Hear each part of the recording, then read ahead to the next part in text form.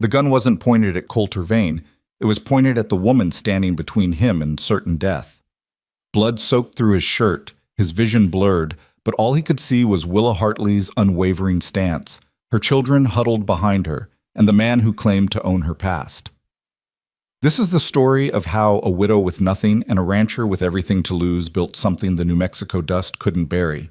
Stay until the end and drop a comment with your city. I want to see how far this story travels across the world. The heat came first. It always did in New Mexico territory, arriving before dawn like an unwelcome guest who knew the door would never be locked against it.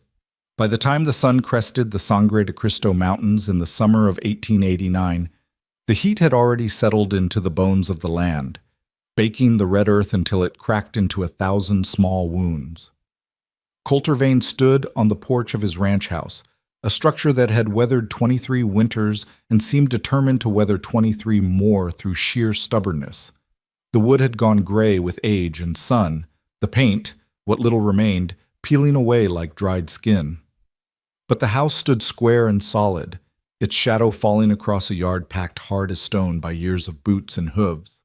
He was 42 years old, though the desert had a way of adding years to a man that had nothing to do with time. His face was lean and weathered, lines carved deep around eyes the color of creek water after rain, gray-green and distant.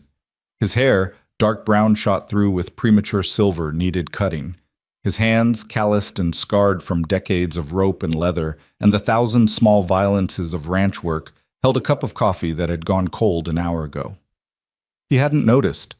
Coulter Vane had gotten good at not noticing things. It was easier that way.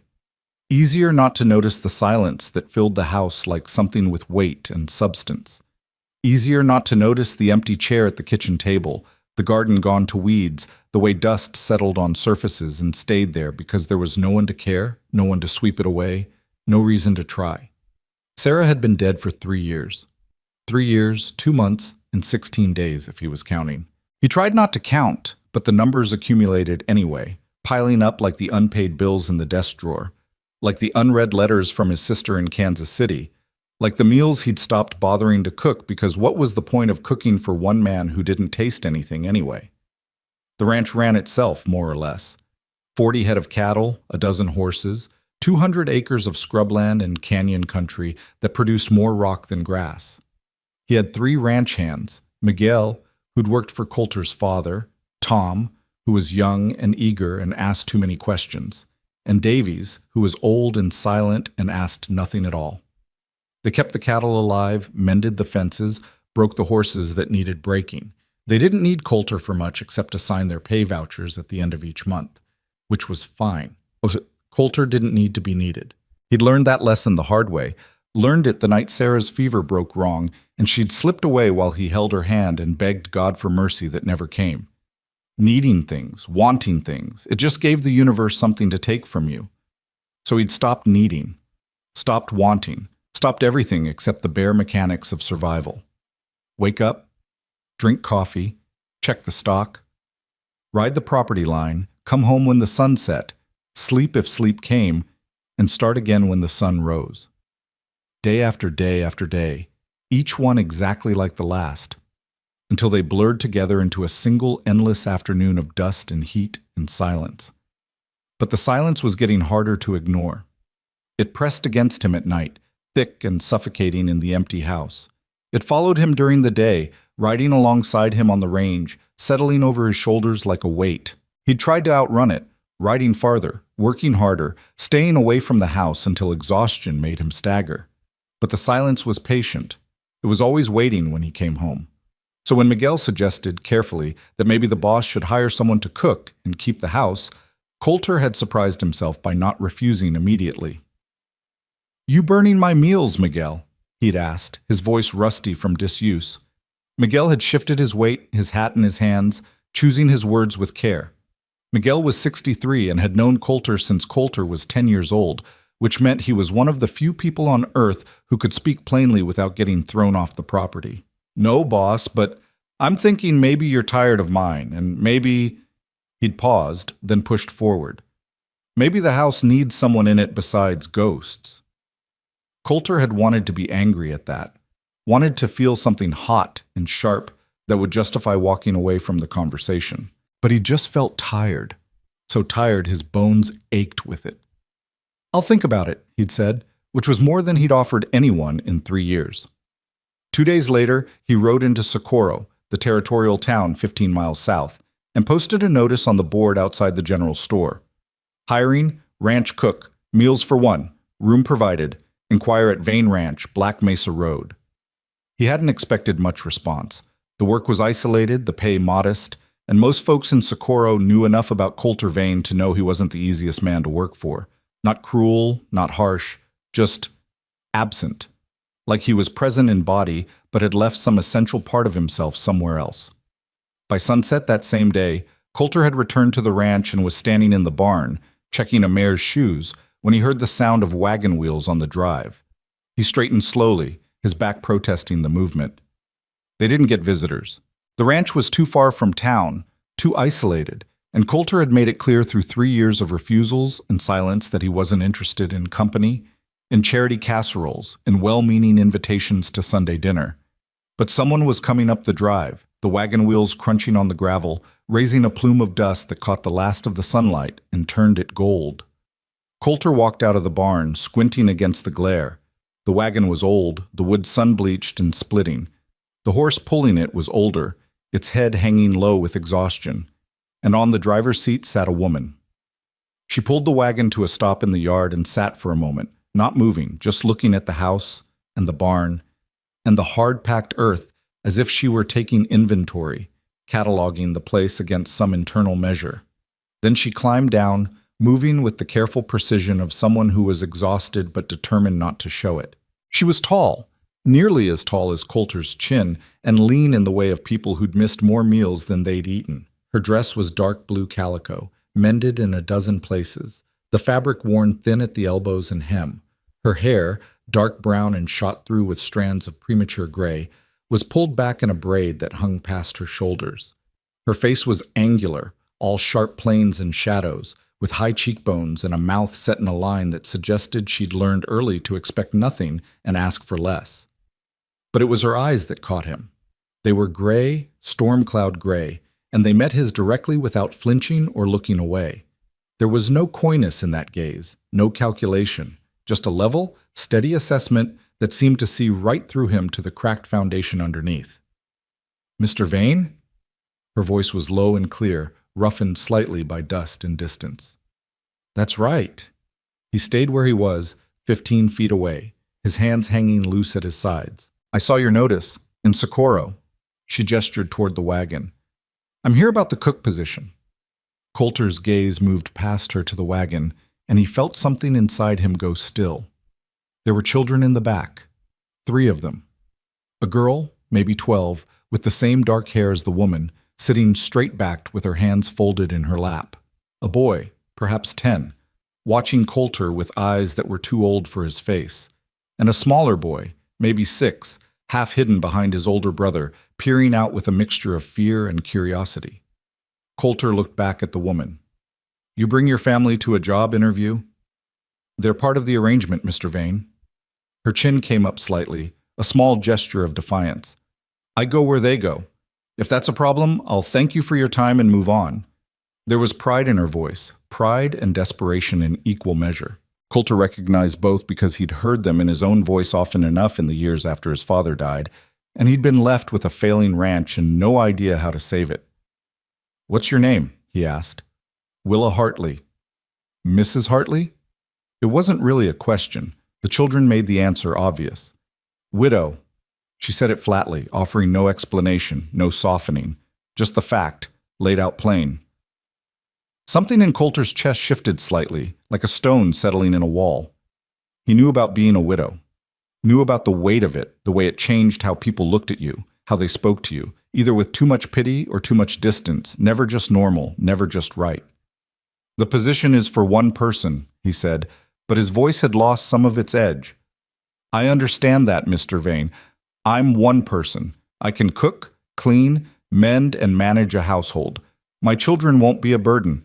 They'll work for their keep. They're good workers, and they're quiet. You'll hardly know they're here." Coulter doubted that. The house had been quiet for 3 years. Children, by definition, weren't quiet. They were noise and chaos and needs that had to be met, questions that had to be answered. They were everything he'd been avoiding. He should say no, should tell her the position was for one person only, send her back to Socorro before the sun finished setting, before he made this mistake. But he looked at the children again, at the girl's straight back and folded hands, at the older boy's 2 old eyes, at the small one's half-hidden face. And he saw what he should have seen immediately. These children were hungry. Not starving, not yet, but heading that direction. Their clothes were too large, taken in with careful stitching. Their faces were clean but gaunt. They sat in the wagon with the absolute stillness of children who'd learned that drawing attention could mean going without. "What happened to your husband?" The question came out more abrupt than he'd intended. Willa Hartley's jaw tightened. "He died. 4 years ago." "How?" "Kick from a horse." She said it without emotion, but her hands, hanging at her sides, curled slightly into fists. "Took him 3 days. I was pregnant with my youngest. He never met his father." Coulter filed that information away. The smallest boy was 6, which meant Willa had been raising 3 children alone for their entire remembered lives. That explained the old eyes on the middle child, the rigid discipline in their posture. They'd learned early that survival meant keeping quiet and staying useful. "Where are you coming from?" "Santa Fe." "Before that, Albuquerque." "Before that?" She shook her head. "Does it matter?" "Might." "Then no, Mr. Vane, it doesn't matter. What matters is I can do the work you need done, and I need the position. If that's not enough, I'll move on." There was steel in her voice now, steel and exhaustion. Coulter recognized that too.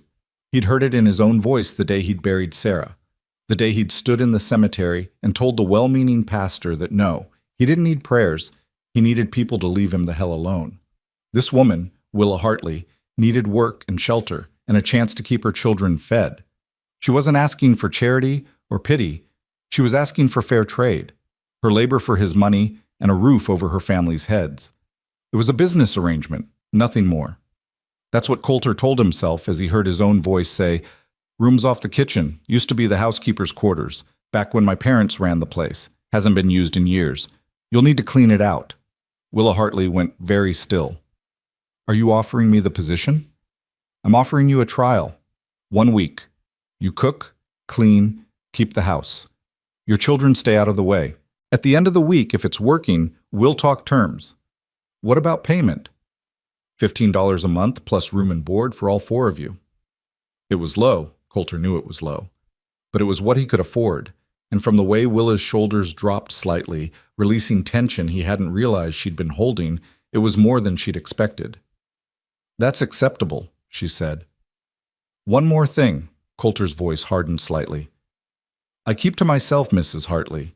I don't need conversation, I don't need company, and I don't need anyone trying to fix anything that isn't broken. You do your work, I'll do mine, and we'll get along fine. Understood?" "Perfectly." Her gray eyes met his again, and this time he saw something like understanding in them. She knew what he was saying. "Stay out of my grief, and I'll stay out of yours. Miguel will show you where everything is. Supper's at 6. Don't make anything fancy." "Yes, sir." Coulter turned and walked back toward the barn, dismissing her without another word. He heard the wagon creak as she climbed back onto the seat, heard the quiet murmur of her voice speaking to her children, heard the horse's hooves as she drove the wagon around to the back of the house. He stood in the barn's shadow and tried to convince himself he hadn't just made a terrible mistake. By the time Coulter came in from the evening feeding, the sun had dropped behind the western mesa, painting the sky in shades of orange and purple that would have been beautiful if he'd been the kind of man who noticed such things anymore. The house, when he approached it, looked different. Light spilled from the kitchen windows, warm and golden. Smoke rose from the chimney, not the thin, grudging smoke of a banked fire, but the steady column of a fire tended by someone who knew what they were doing. And underneath the smell of dust and horse and his own sweat, Coulter caught something else, the scent of food cooking. Real food, not the beans and bacon he'd been living on for months. He paused on the porch, his hand on the door, and felt that strange shifting sensation in his chest again. The house hadn't looked like this, hadn't felt like this, in 3 years. It looked lived in, cared for, like a house instead of just a place to sleep when the day ended. He pushed the door open. The kitchen had been transformed. The floor, which had been gritty with tracked-in dirt, was swept clean. The table, which had been cluttered with old newspapers and unwashed plates, was clear except for a single place setting: plate, fork, knife, cup. The stove, which he'd been meaning to clean for months, gleamed. Even the air felt different, no longer stale and lifeless, but warm with cooking smells and something else. Lemon? Had she found the old lemon oil Sarah used to use on the furniture? Willa Hartley stood at the stove, her back to him, stirring something in a large pot. She'd changed her dress for an apron, worn but clean, and her braid hung down her back like a rope. The children were nowhere in sight. "Mrs. Hartley." She turned, her face composed. "Mr. Vane. Supper's ready. Beef stew, cornbread, and coffee. I found some dried apples in the pantry. I hope you don't mind. I made a small cobbler." Coulter moved to the table slowly, feeling like a stranger in his own house. "Where are your children?" "In our room. They've already eaten. They won't disturb you." She'd worked fast. The housekeeper's room was small, just barely large enough for a bed, a washstand, and a trunk. Fitting 4 people in there would be tight, but she'd managed it. He could hear nothing from behind the closed door. She'd meant what she said about them being quiet. Coulter sat down at the table, and Willa brought the food: a bowl of stew that actually steamed, a piece of cornbread with butter melting into its golden surface, a cup of coffee that smelled like coffee instead of mud. He picked up his spoon and tasted the stew. It was good. Better than good. The meat was tender, the vegetables cooked through but not mushy. The broth rich and seasoned with something he couldn't quite identify, but that made his mouth water. It was the kind of food that reminded him that eating could be something more than just necessary fuel. He was halfway through the bowl before he realized Willa was still standing by the stove, her hands folded in front of her, watching him with that same level, assessing gaze. "Aren't you going to eat?" he asked. "I'll eat after, Mr. Vane, with my children. That's not necessary. There's plenty. I prefer it this way." It wasn't about preference, Coulter realized. It was about boundaries. She was establishing the relationship, employer and employee, not family, not friends. She would cook for him, serve him, maintain his house.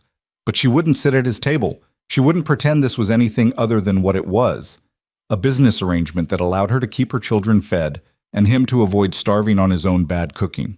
He should have been relieved. It was exactly what he told her he wanted. No conversation, no company, no attempts to fix anything. Instead, he felt a small, unexpected twinge of something that might have been loneliness if he'd been willing to name it. "Suit yourself," he said, and went back to eating. He finished the meal in silence. The stew, the cornbread, the cobbler, all of it good, all of it reminding him of things he'd tried hard to forget. Sarah had been a good cook, back when she was well. The house had always smelled like this, warm and welcoming, a place you wanted to come home to at the end of a long day. He pushed the memories away with practiced efficiency. When he'd finished, Willa came and collected his dishes without a word. He stood, intending to retreat to the small room off the front hall that served as his office and bedroom. He'd moved out of the main bedroom after Sarah died, unable to sleep there anymore. "Mr. Vane?" He turned. Willa stood at the sink, her hands in the dishwater, her back straight. "Thank you," she said quietly, "for the chance. We won't disappoint you." Coulter nodded once and left the kitchen before he had to respond. He didn't want her gratitude. Didn't want the weight of being responsible for 4 people's well-being instead of just his own. He'd only offered her a job, nothing more. That's what he told himself. But later, lying on his narrow bed in the office-turned bedroom, staring at the ceiling while the house settled around him, Coulter heard something he hadn't heard in 3 years: the soft murmur of voices from the housekeeper's room, a woman's low tones, a child's whispered question, another child's muffled laugh, quickly shushed, the sound of a family, the sound of life. He lay awake a long time, listening to the house breathe again, and wondered if he'd made a mistake after all. Not because Willa Hartley couldn't do the work, clearly she could, but because the house, so carefully maintained as a monument to absence, was no longer empty.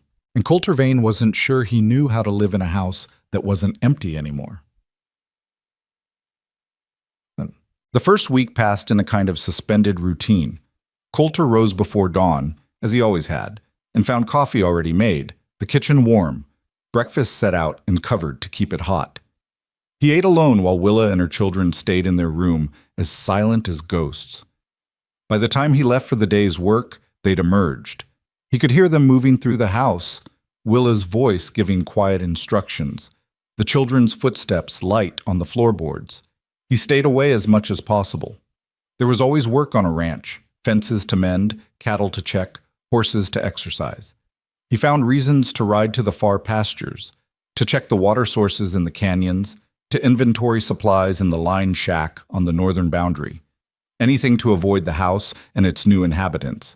But the house had a way of pulling him back. At noon, he'd return to find lunch waiting, sandwiches wrapped in clean cloth, a jar of cold tea, sometimes cookies or cake if Willa had found the ingredients. At dinner, the same pattern, a hot meal, expertly prepared, served in a clean kitchen that no longer felt like a place where hope went to die. And slowly, despite his best efforts to remain detached, Coulter began to notice things.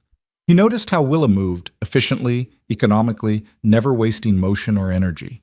She cooked with the confidence of someone who'd been doing it her whole life, measuring ingredients by eye, adjusting heat by instinct. She cleaned with the same quiet competence, working through the house room by room, restoring order to spaces that had fallen into neglect. He noticed the children, though they tried hard not to be noticed.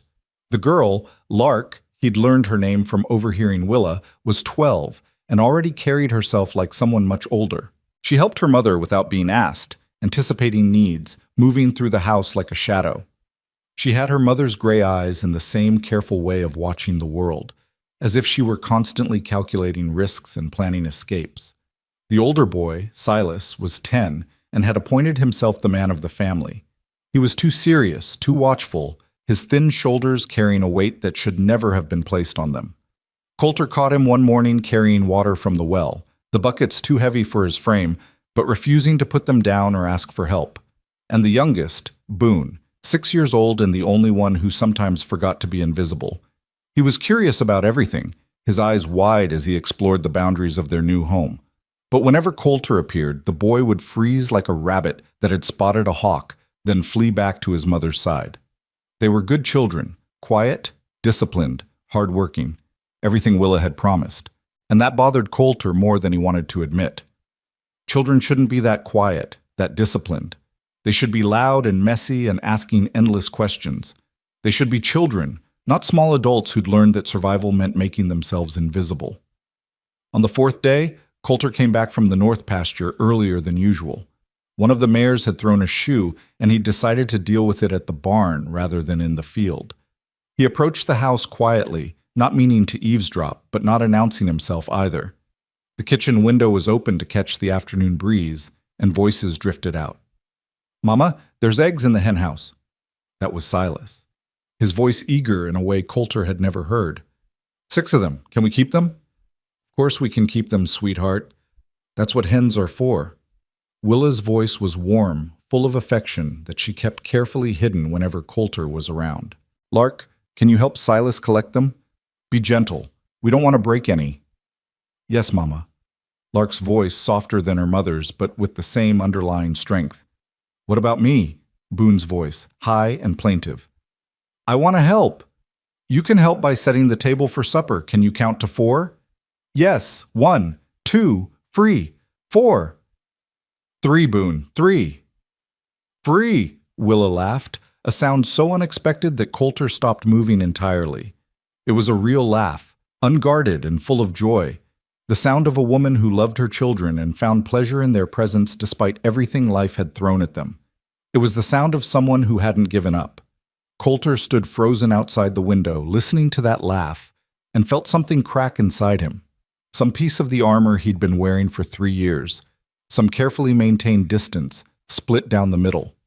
This woman had lost her husband, had spent 4 years struggling to keep her children fed and clothed and alive, moving from town to town, taking whatever work she could find, always one bad month away from complete disaster. She had every reason to be bitter, to be broken, to have given up. but she was laughing with her children over eggs in a hen house. Coulter backed away from the window and went to the barn to shoe the mare.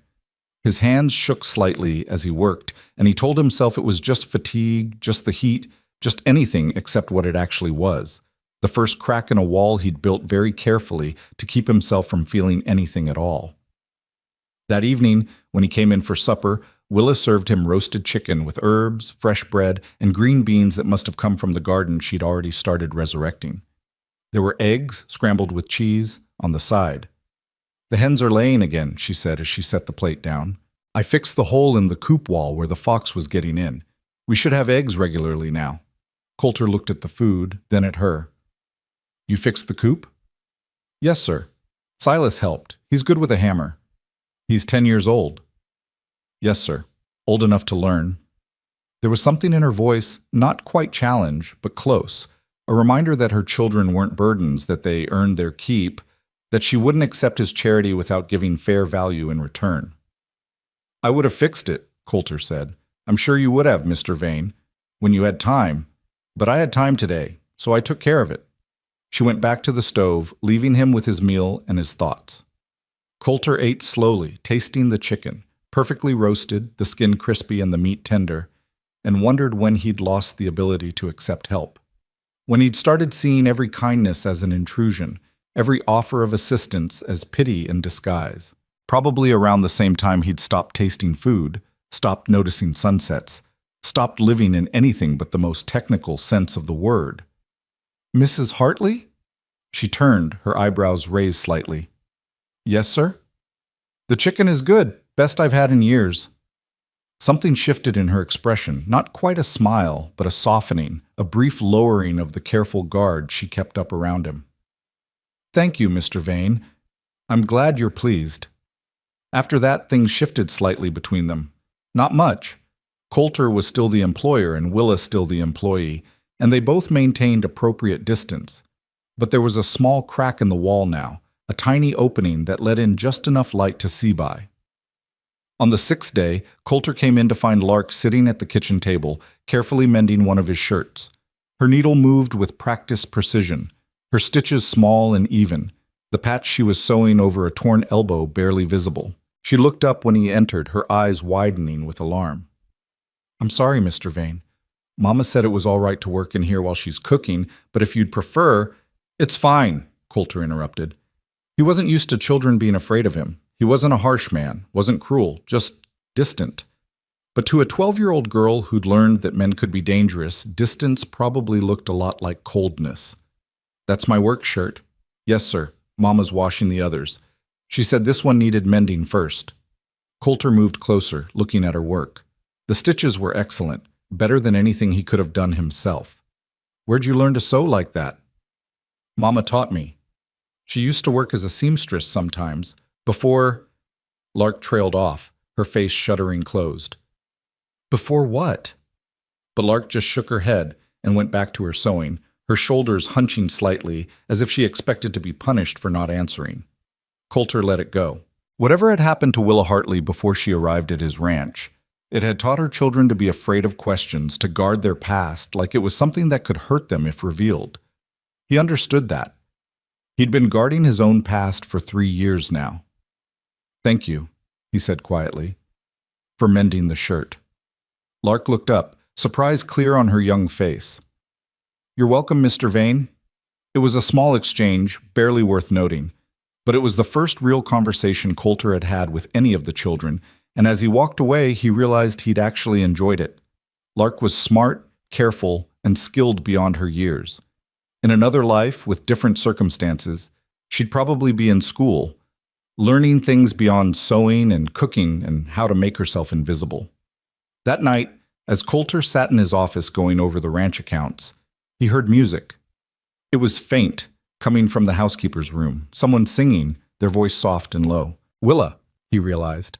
She was singing to her children, some old ballad he half remembered from his own childhood, back when his mother was still alive and the house had been full of music and laughter. In the bleak midwinter, frosty wind made moan. Earth stood hard as iron, water like a stone. The song was melancholy, beautiful in its sadness. Willa's voice was untrained but true, carrying the melody with simple grace. Coulter found himself setting down his pen, just listening, letting the music wash over him. It had been so long since there was music in this house, so long since there was anything but silence and emptiness and the sound of his own footsteps echoing in rooms that no longer held any life. When the song ended, Coulter sat in the darkness of his office and realized something he'd been trying very hard not to acknowledge. He didn't want Willa Hartley and her children to leave. The week was almost up. Tomorrow he'd have to make a decision. Keep them on permanently or send them back to Socorro with a week's wages and a recommendation letter. The smart thing would be to let them go. They were making the house too alive, too warm, too much like a home instead of just a place to sleep between days of work. They were making him remember things he'd tried very hard to forget, what it felt like to come home to someone, to share meals, to have voices in the house besides his own. They were making him feel things, and feeling things was dangerous because feeling things meant you could be hurt again. But the alternative was going back to the silence, going back to cold coffee and burnt bacon and the kind of loneliness that ate away at you from the inside like rot in a tree, invisible, until the whole structure came crashing down. Coulter sat in his office until late into the night, the lamp burning low, the house quiet around him except for the occasional creak of settling wood and the distant sound of wind in the canyon. And he made his decision. On the 7th morning, Coulter came into the kitchen at dawn to find Willa already awake, kneading bread dough with steady, methodical movements. She looked up when he entered, and he saw the tension in her shoulders, the careful neutrality of her expression. She knew what day it was, knew he'd be making his decision. "Mrs. Hartley." Coulter poured himself coffee from the pot she'd made, buying time. "Been meaning to talk to you." "Yes, sir." Her hand stilled in the dough, but she didn't look at him. "About the week. About the arrangement." He took a breath, surprised to find he was nervous. When had he last been nervous about anything? "If you're willing, I'd like to make it permanent. Same terms, $15 a month, room and board for all 4 of you." Willa's hands resumed their movement, kneading the dough with perhaps slightly more force than necessary. "That's acceptable, Mr. Vane. Thank you." Her voice was carefully level, but Coulter caught the slight tremor underneath. Relief, he realized. She'd been afraid he'd send them away, send them back out onto the road with nothing but a week's wages and nowhere to go. "There's one condition," he added. Willa's hands stilled again. "Sir?" "Your boy, Silas, he's good with his hands, you said. If he's interested, Miguel could teach him ranch work. Nothing dangerous, just fence mending, basic animal care, that kind of thing. He'd be paid, same as the other hands. Not full wages, but fair for his age and experience." This time Willa did look at him, her gray eyes wide with surprise. "You'd pay him?" "He'd be working. Of course I'd pay him." Yes, I think he'd like that very much. Thank you, Mr. Vane." Coulter nodded once and retreated with his coffee before the conversation could get any more complicated. But as he left, he caught sight of Willa's reflection in the window glass. She was smiling, a real smile, unguarded and full of something that looked like hope. It made something warm unfurl in his chest, something he'd thought had died with Sarah. Not attraction, exactly. Not yet, just recognition. The understanding that this woman, who'd been through hell and come out the other side still fighting, still protecting her children, still able to smile, she was strong. Stronger than he'd been, maybe. She hadn't given up, hadn't let her grief turn her into a ghost haunting her own life. Maybe, Coulter thought as he headed out to start the day's work, maybe it was time he stopped haunting his life too. The sun was rising over the eastern mesa, painting the sky in shades of pink and gold. The air was cool, the heat of the day still an hour away. Somewhere in the distance, a canyon wren sang its descending song, clear and pure. Coulter stopped to listen, really listen, for the first time in 3 years. And from the house behind him came the sound of Willa's voice, calling her children to breakfast, and the children's answering laughter, and the clatter of dishes, and the smell of bread baking. The sound of life returning to a place that had forgotten how to live. Coulter stood in his yard, his coffee growing cold in his hand, listening to the house breathe and sing and wake up.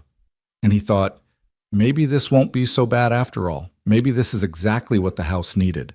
What he needed, though he'd never admit it out loud. A reason to come home at the end of the day. The weeks that followed became a rhythm Coulter hadn't known he was capable of finding again. He woke to the smell of coffee and bacon, ate breakfast in a kitchen that gleamed with care, and headed out to work with something that felt dangerously close to contentment settling in his chest. The ranch hummed along as it always had, but now there were small differences. A mended gate he hadn't gotten around to fixing, wildflowers in a jar on the porch, the garden plot behind the house suddenly green with sprouting vegetables. Willa moved through the house like water finding its level, claiming space without asking permission, making decisions without seeking approval. She reorganized the pantry, discovering supplies Coulter had forgotten he owned.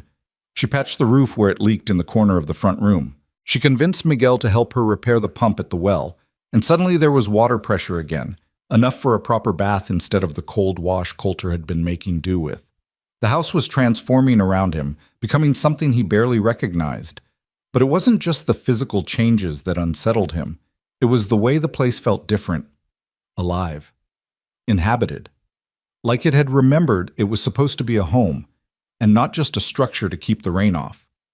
Silas started working with Miguel 3 mornings a week, his thin shoulders squaring with pride every time he mastered a new skill. The boy had good hands and better instincts, never rushing a spooked horse, never forcing a stubborn knot. Miguel, who rarely spoke more than necessary, started talking more when Silas was around, sharing stories from his own youth in Mexico, teaching the boy not just ranch work but the philosophy behind it, patience, respect for the animals, understanding that most problems solve themselves if you just waited them out. Coulter watched the boy grow in confidence, saw him start to stand straighter, laugh more freely. The 2 old eyes were still there, but they were softening around the edges, letting in the possibility that maybe the world wasn't entirely dangerous. Maybe there was room for a 10-year-old to actually be 10. Lark continued her quiet campaign to make herself indispensable. She could sew better than anyone Coulter had ever known. Her stitches invisible, her patches seamless. She helped her mother with the cooking, learning to judge the heat of the oven by holding her hand inside for a count of 3, measuring flour by the handful with perfect consistency. She read to Boone at night, her voice carrying through the thin walls, fairy tales, Bible stories, whatever books she could find in the dusty bookshelf in the front room that Coulter hadn't touched since Sarah died. And Boone, young enough to not have learned complete caution yet, started venturing out of the housekeeper's room during the day. Coulter would catch glimpses of him in the yard, playing with sticks and rocks, constructing elaborate worlds that only existed in his imagination. The boy still fled whenever Coulter appeared, but the terror was fading into simple wariness. Progress, Coulter supposed, though it bothered him more than he wanted to admit that a 6-year-old would have any reason to fear grown men. It was Willa, though, who occupied more of Coulter's thoughts than he was comfortable acknowledging. She was a constant presence in the house, yet somehow never intrusive. She anticipated his needs without hovering, maintained appropriate distance without coldness. She was exactly what he'd asked for, efficient, competent, invisible when he wanted to be alone. But he was starting to notice things he shouldn't be noticing. The way she moved through the kitchen, her hands sure and graceful. The way she tucked loose strands of hair behind her ear when she was concentrating. The way her face softened when she looked at her children, all the hardness and wariness melting into pure maternal love. The sound of her voice in the evening, singing those old ballads, turning the house into something that felt like sanctuary. He told himself it didn't matter. Told himself she was his employee, nothing more, and any thoughts beyond that were inappropriate and unwelcome. She'd given no indication she saw him as anything other than her employer, distant, damaged, better left alone, which was exactly how he wanted it, had to be how he wanted it, because the alternative was unthinkable. One evening in late July, nearly 6 weeks after Willa and her children had arrived, Coulter came in from a particularly brutal day to find the kitchen empty. No Willa at the stove, no smell of cooking, no signs of preparation. The house was quiet in a way that immediately set his nerves on edge. Not the peaceful quiet of evening, but the tense quiet of something wrong.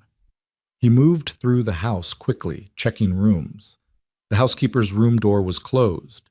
He knocked. "Mrs. Hartley." A long pause, then Lark's voice, carefully controlled. Mama's not feeling well, Mr. Vane. She asked me to tell you she's sorry about supper. Coulter stood on the other side of the door, his hand still raised from knocking. In 6 weeks, Willa had never missed a meal, never failed to complete a task, never shown any weakness or vulnerability. She carried her burdens silently, never complaining, never asking for help, which meant whatever was wrong was serious enough that she couldn't hide it. What's wrong with her? He asked through the door. Another pause, then quieter. She won't say, but she's been sick all day. Sick could mean 1,000 things, from a simple cold to something much worse. Coulter thought about just walking away, letting Willa handle her own problems. She was a grown woman, after all, and he'd made it clear he didn't want involvement in her personal life. But the thought of her suffering in silence, trying to hide illness from her children to avoid worrying them, trying to hide it from him to avoid seeming weak, it bothered him more than it should have. "I'm coming in," he said. "Mr. Vane, I don't think—" He opened the door before Lark could finish her protest. The small room was dim, lit only by a single lamp turned low. All 3 children were there, Lark sitting on the edge of the bed, Silas standing against the wall looking worried, Boone curled in the corner with his thumb in his mouth, a habit Coulter had never seen him display before. And on the bed, propped against the wall because there wasn't enough room for pillows, Willa lay with her eyes closed, her face pale and drawn, a sheen of sweat on her forehead despite the evening cool. Coulter crossed to the bed in 3 strides. "Mrs. Hartley." Her eyes opened slowly, focusing on him with difficulty. "Mr. Vane, I apologize. I'll have supper ready in just a moment. I just need to—" She tried to sit up, swayed, and would have fallen if Coulter hadn't caught her shoulders. "You're not cooking anything," he said firmly. "How long have you been sick?" "I'm not sick, just a headache. I'll be fine." "Mama's been throwing up since this morning," Silas said quietly from his position against the wall. His voice was steady, but his eyes were frightened. "And she fainted when she tried to do the washing." Willa shot her son a look that might have been reproachful if she'd had the strength for it.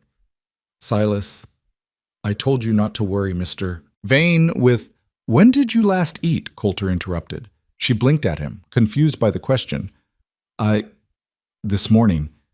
Maybe. I don't remember." "And before that?" "I don't see what— Before that, Mrs. Hartley? When did you last have a proper meal?" She looked away, her jaw setting stubbornly. "I've been eating." "Not enough," Lark said softly. "Mama always makes sure we eat, but she—" The girl trailed off, her eyes filling with tears she was too proud to let fall. "She gives us her portions, says she's not hungry." Something hot and sharp twisted in Coulter's gut. He'd been paying Willa $15 a month plus room and board, but the board was only what she cooked. If she was giving her food to her children and pretending she wasn't hungry, she'd been essentially starving herself for 6 weeks while working herself to exhaustion keeping his house and cooking his meals. And he hadn't noticed, hadn't paid attention, had been too wrapped up in his own carefully maintained distance to see that the woman working for him was literally making herself sick to keep her children fed. "Lark," he said, his voice coming out rougher than intended, "go to the kitchen.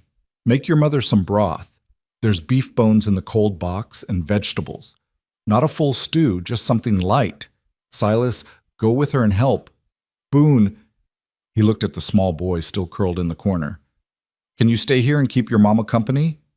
Boone nodded mutely, his thumb still in his mouth. Lark and Silas left quickly, clearly relieved to have something to do, some way to help. Coulter turned back to Willa, who was watching him with an expression he couldn't quite read. Embarrassment, maybe, or anger at being exposed as needing help. "You should have said something," he told her. "I'm managing fine." "You fainted doing the washing. That's not managing fine." "I just need to rest. I'll be back to work tomorrow." "No, you won't." Coulter sat down on the edge of the bed, careful not to jostle her. "You'll stay in bed until you've recovered. The house won't fall apart for a few days." "Mr. Vane, that's not acceptable. You hired me to—" "I hired you to cook and keep house, not work yourself to death." He paused, choosing his next words carefully. "Why didn't you tell me the food wasn't enough?" Willa looked away, her hands twisting in the thin blanket covering her. "It's enough. More than enough. I'm just not good at managing it, that's all. I'll do better. Mrs. Hartley. Coulter waited until she looked at him again. You're feeding 4 people on provisions meant for 1. That's not poor management, that's basic mathematics. Why didn't you say something? She was quiet for a long moment, her gray eyes searching his face as if trying to determine whether honesty would be punished. Finally, she said, because you'd think we were taking advantage, that we were more trouble than we're worth, and you'd send us away. The words hung in the air between them, simple and devastating.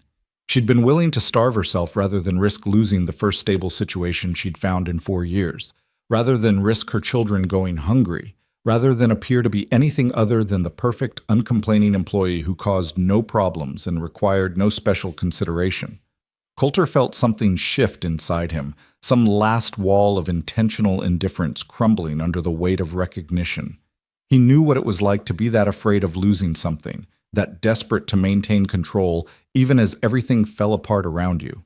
He'd felt it when Sarah got sick, when he tried to convince himself that if he just worked harder, prayed more, did everything right, she'd get better, as if willpower alone could stop death. You're not getting sent away, he said quietly. But starting tomorrow, provisions double. And you eat at the same time as your children, not after. Understood? Willa's eyes filled with tears, the first sign of real emotion he'd seen from her beyond that single laugh through the window weeks ago. Mr. Vane, you don't have to— Yes, I do. You work for me, which means your welfare is my responsibility. Should have realized sooner that one person's provisions weren't going to stretch to 4. That's my fault, not yours. It's not your responsibility to— Mrs. Hartley. He stopped her with a raised hand. Don't argue. You're sick, you're exhausted, and you need to rest. Let me do this one thing without fighting me on it. She stared at him for a long moment, and he saw her trying to decide whether to trust this offer, whether to believe it wasn't some kind of trap. Then, slowly, she nodded. Thank you, she whispered. Coulter stood, suddenly uncomfortable with the intimacy of the moment, sitting on her bed, seeing her vulnerable and afraid, knowing more about her situation than their careful employer-employee relationship should allow. I'll check on the broth. You rest. He was at the door when her voice stopped him. Mr. Vane, why are you being kind to us? It was a question that shouldn't have needed asking, but Coulter understood why she asked it. Kindness, in her experience, probably came with strings attached, probably meant someone wanted something in return, probably meant vulnerability that could be exploited. Because it's the decent thing to do, he said simply. And because— He paused, then decided to be honest. Because you've made this house feel like a home again. That's worth more than the $15 a month I'm paying you. Worth feeding you properly, at the very least.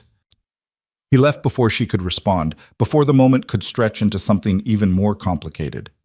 In the kitchen, Lark and Silas were working together to make broth, their movements synchronized through long practice. Lark was cutting vegetables into tiny pieces, while Silas stirred the pot, his face serious with concentration. How's Mama? Lark asked without looking up from her work. She'll be fine, just needs rest and proper food. Coulter poured himself coffee from the pot that was always ready, always fresh. How long has she been skipping meals? The siblings exchanged glances, that wordless communication of children who'd learned to protect each other and their mother from the world. Finally, Silas said, Since we got here. Maybe before. She always makes sure we eat first, says she's not hungry, or she ate earlier, or she'll eat later. But she doesn't, Lark finished. Her knife work never slowed, each piece of carrot perfectly uniform. She thinks we don't notice, but we do. Coulter sat down at the table, suddenly exhausted. Why didn't you tell me? Because Mama would be angry if she knew we said anything, Lark said simply, and because we were afraid you'd think we weren't worth keeping if we caused trouble. There it was again, that fear of being too much trouble, of being sent away, of losing the fragile security they'd found. Coulter wondered what they'd been through before arriving at his ranch. What experiences had taught these children that their needs were negotiable, that staying quiet and invisible was the price of survival. Listen to me, he said, waiting until both children looked at him. You're not going anywhere. Neither is your mother. This is your home now for as long as you want it to be. And you're not too much trouble. You're barely any trouble at all, which is actually the problem. You're allowed to need things. Understand? Lark's eyes filled with tears, but she blinked them back fiercely. Yes, sir. Good. Now let's get that broth finished. And tomorrow I'm riding into Socorro for more supplies. I want you two to make a list of everything you actually need. Food, clothes, whatever. Don't hold back. If you need it, write it down. Mr. Vane, we can't afford, Silas started. It's not about what you can afford. You work for your keep, you and your mother both. You've more than earned it. He stood, finishing his coffee. I'll sit with your mother while you two eat. Make sure she actually swallows the broth instead of trying to give it away. He returned to the housekeeper's room with a cup of water to find Willa exactly where he'd left her, Boone now curled up beside her on the narrow bed, his small body pressed against her side. She had one arm around him, her fingers carding through his hair with automatic maternal tenderness. He's asleep, she murmured as Coulter entered. Poor thing was so worried. He's not the only one. Coulter set the water down on the small table beside the bed. Your other two are finishing the broth. They'll bring it in when it's ready. You don't have to stay. I know you prefer to keep to yourself. I'm staying until you've eaten something. He pulled over the room's single chair and sat down. Otherwise, you'll convince Lark to give it to Boone, or save it for later, or some other excuse. A ghost of a smile crossed her face. You've figured us out, then. Some. Enough to know you're all too good at taking care of everyone except yourselves. Willa looked down at Boone's sleeping face, her expression softening. They're all I have, Mr. Vane. Everything I do is to keep them safe, fed, alive. That means I go hungry sometimes. She shrugged. It's a small price. It's not sustainable. You collapse? Who takes care of them then? I won't collapse. I'm stronger than I look. I don't doubt your strength, Mrs. Hartley. I doubt your judgment when it comes to your own welfare. He leaned forward, elbows on his knees. You can't pour from an empty cup. If you destroy yourself trying to care for them, you're not helping anyone. She was quiet for a moment, her hand still moving through Boone's hair. Then softly, you sound like you're speaking from experience. Coulter hadn't meant to reveal anything personal, but he supposed turnabout was fair play. If he was demanding honesty from her, he could offer some in return. My wife died 3 years ago. Consumption. Took her 6 months. I spent that whole time trying to be strong for her, trying to keep the ranch running, trying to convince myself that if I just worked hard enough, prayed hard enough, wanted it badly enough, she'd get better. He paused. She died anyway. And I learned that destroying yourself trying to save someone else doesn't actually save them. It just means you're both destroyed.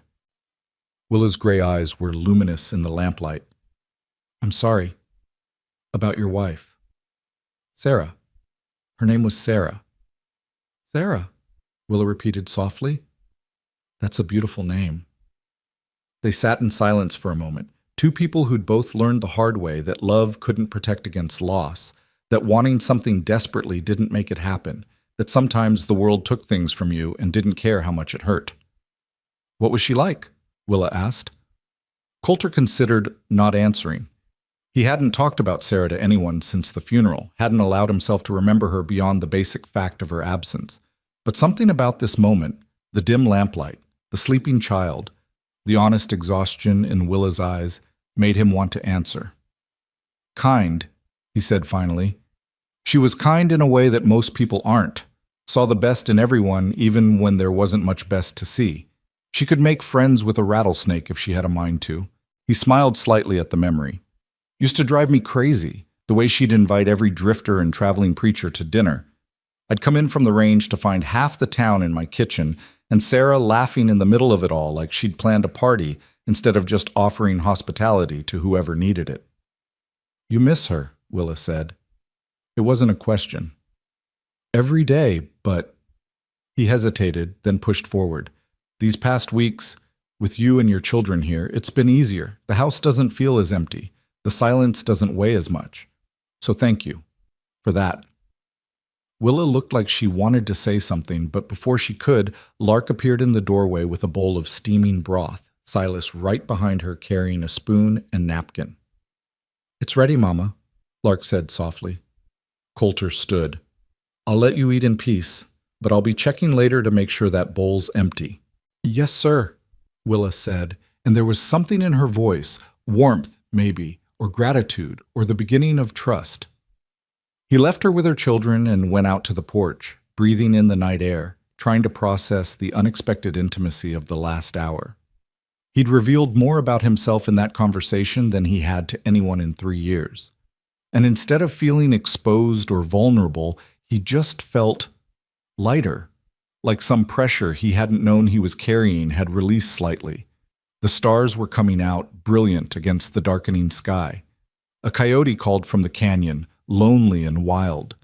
The desert at night was a different world from the desert by day, cooler, softer, full of secrets and shadows. Coulter stood on his porch and thought about empty cups and sustainable sacrifice, and the difference between strength and stubbornness. Thought about Willa Hartley, who'd been willing to starve herself for her children, and how that was both admirable and deeply foolish. Thought about how much she reminded him of himself. Too proud to ask for help, too determined to handle everything alone. Too afraid that needing something meant being weak. He'd have to watch her more carefully now. Make sure she was actually eating, actually resting, actually letting herself be human instead of just a machine designed to serve others.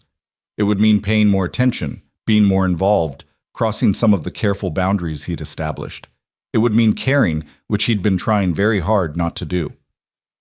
But looking at the warm light spilling from the kitchen window, hearing the soft murmur of voices from inside, Willa's children helping her eat, teasing her gently, their worry transforming into relief, Coulter realized he'd already crossed that line somewhere along the way. He already cared about Willa, about her children, about whether they were happy and healthy and safe. The question now was what he was going to do about it. The answer, he supposed, would have to wait for morning. For now, he had a ranch to run, supplies to order, and a household to feed properly. The complicated feelings could sort themselves out later. Or so he told himself as he stood on the porch under the rising stars, listening to the house breathe and sing behind him. No longer empty, no longer silent, no longer just a monument to grief, but something beginning to resemble hope. The supplies arrived 3 days later, 2 full wagon loads that made Willa's eyes go wide when she saw them being unloaded. Flour and sugar in quantities she'd probably never seen in one place. Salt pork and dried beans, canned goods and fresh vegetables, coffee and tea and luxuries like chocolate and dried fruit that made the children stare in wonder. Coulter had also included bolts of fabric, sturdy cotton for everyday wear, softer calico for Sunday clothes, and leather for new boots because he'd noticed the children's shoes were held together mostly by hope and careful stitching. Willa had tried to protest, standing in the kitchen doorway with her hands twisted in her apron, but Coulter had cut her off before she could start. "You work for me, you're outfitted properly. End of discussion." She'd looked at him for a long moment, her gray eyes searching his face for something he couldn't name. Then she'd simply nodded and turned back to help her children sort through the supplies, her voice bright with forced cheerfulness as she explained what they'd use for what meals, how the fabric would be cut and sewn, how they'd need to be careful not to waste anything. Always careful. Always conscious that abundance could disappear as quickly as it arrived. Always preparing for the next loss, the next hardship, the next time the world decided to take something away. Coulter understood that mindset. He'd lived it himself after his father died and left him with a failing ranch and debts he'd spent 5 years paying off. The difference was that Willa had been living it for 4 years with 3 children depending on her, moving from town to town, taking whatever work she could find, always one bad month away from complete disaster. The fact that she was still fighting, still hopeful, still capable of laughing with her children over a bolt of blue calico, that spoke to a strength Coulter was only beginning to appreciate. The weeks that followed settled into a new rhythm. Willa recovered her health quickly once she was eating properly, color returning to her face, energy to her movements. She cooked with obvious pleasure now, no longer rationing every ingredient like it might be the last, experimenting with recipes she remembered from better times. The kitchen became the heart of the house, always warm, always smelling of something good, always ready to welcome whoever needed food or comfort or just a place to sit for a while. Silas continued working with Miguel, and the bond between the old ranch hand and the young boy deepened into something like family. Miguel taught him to read horse behavior, to spot lameness before it became serious, to mend tack and treat minor injuries. But more than that, he taught him that being a man didn't mean never showing weakness, never asking for help, never admitting when something was too heavy to carry alone. Lessons. Coulter wished someone had taught him at Silas's age, before he'd spent decades trying to be strong enough to handle everything himself. Lark blossomed in quieter ways. She took over the garden entirely, coaxing vegetables from soil that had been neglected for years, her patient hands somehow convincing reluctant plants to grow despite the harsh sun and limited water. She read voraciously, working her way through the dusty books in the front room, poetry and history, and novels that transported her somewhere beyond the New Mexico desert. And she watched her mother with protective awareness, ready to step in whenever Willa pushed herself too hard, ready to take over tasks before they needed doing. Too responsible for 12, Coulter thought. But then again, children who'd survived what these three had survived grew up fast. They didn't have the luxury of childhood innocence, of believing the world was safe, and parents were invulnerable, and tomorrow would definitely come. Boone, young enough to still believe in possibilities, slowly came out of his shell. He started venturing farther from the house, exploring the barn and the corrals, watching the horses with fascinated eyes. He still fled whenever Coulter appeared, but the terror had faded to cautious uncertainty. Progress, even if it was slow. One evening in early August, Coulter was in the barn checking on a mare who'd been favoring her left foreleg when he heard small footsteps behind him. He turned to find Boone standing in the doorway, silhouetted against the sunset, his small hands clenched at his sides like he was gathering courage. Coulter stayed very still, instinct telling him that any sudden movement would send the boy running. "Hey there, Boone." The boy didn't answer, just stood frozen in the doorway. "You looking for something?" Coulter kept his voice low and easy, the tone he'd use with a spooked horse. Boone shook his head, then nodded, then shook his head again, clearly conflicted. "It's all right. You can come in if you want. Or stay there. Either way's fine." After a long moment, Boone took 3 careful steps into the barn, his eyes huge in his small face. "Is the horse sick?" It was the first time the boy had spoken directly to him. Coulter felt something warm unfold in his chest. "Just a little sore. Nothing serious. Want to see?" Boone nodded, creeping closer with the wariness of a wild animal approaching a potential threat. When he was close enough, Coulter gestured to the mare's leg. "See how she's not putting full weight on it? That means something hurts. So we check her hoof first, make sure there's no stone or thorn. Then we check the leg for swelling or heat. Feel here." He guided Boone's small hand to the mare's leg, keeping his own hand underneath to catch the boy if he spooked. "Feel how it's a little warm? That means inflammation. So we'll wrap it tonight, give her some liniment, and by morning she'll be better." "Will she be scared?" Boone asked, his hand still on the mare's leg. "Of the medicine?" "Maybe a little. But we'll be gentle, and we'll talk to her while we work, let her know we're trying to help. Sometimes that's all you can do. Be gentle, and let them know you're not going to hurt them." Boone considered this seriously. Then, so quietly Coulter almost missed it. "My papa wasn't gentle." The words hung in the air between them, heavy with implication. Coulter kept his hand steady on Boone's, kept his voice calm. "Your papa who died when you were a baby?" "No, Mama's husband. He died before I was born. But there was another papa after, in Santa Fe." Boone's voice was matter-of-fact, a child reciting information he didn't fully understand. "He yelled a lot, and sometimes he hit Mama. And then there was a fire and we had to leave, and Mama said we'd never see him again." Coulter felt something cold and sharp settle in his gut. The pieces were starting to come together. Willa's wariness around men, the children's fear of drawing attention, the way they'd all learned to make themselves invisible. There had been someone after her husband died, someone who'd hurt her, hurt them. And they'd fled, probably in the middle of the night, probably with nothing but what they could carry, probably scared for their lives. "Your mama was right," Coulter said carefully. "You won't see him again. You're safe here." "Promise?" Boone looked up at him with eyes that had seen too much for 6 years old. "Promise."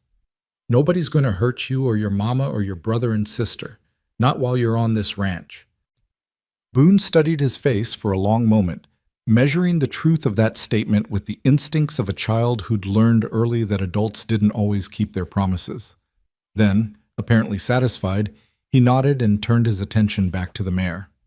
"Can I help with the medicine?" "Sure. Go get that jar on the shelf there, the one that says liniment, and bring those bandages."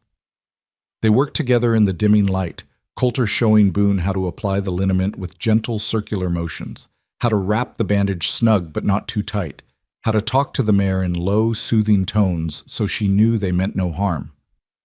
The boy was careful and patient, his small hands surprisingly capable, his concentration absolute. When they finished, Boone stood back and admired their work. "She looks better already." "She will be better by morning. Good job, Boone." The boy beamed at the praise, his whole face transforming from wary to radiant. Then, before Coulter could react, Boone darted forward and wrapped his arms around Coulter's leg in a brief, fierce hug before running out of the barn toward the house, his footsteps light and quick.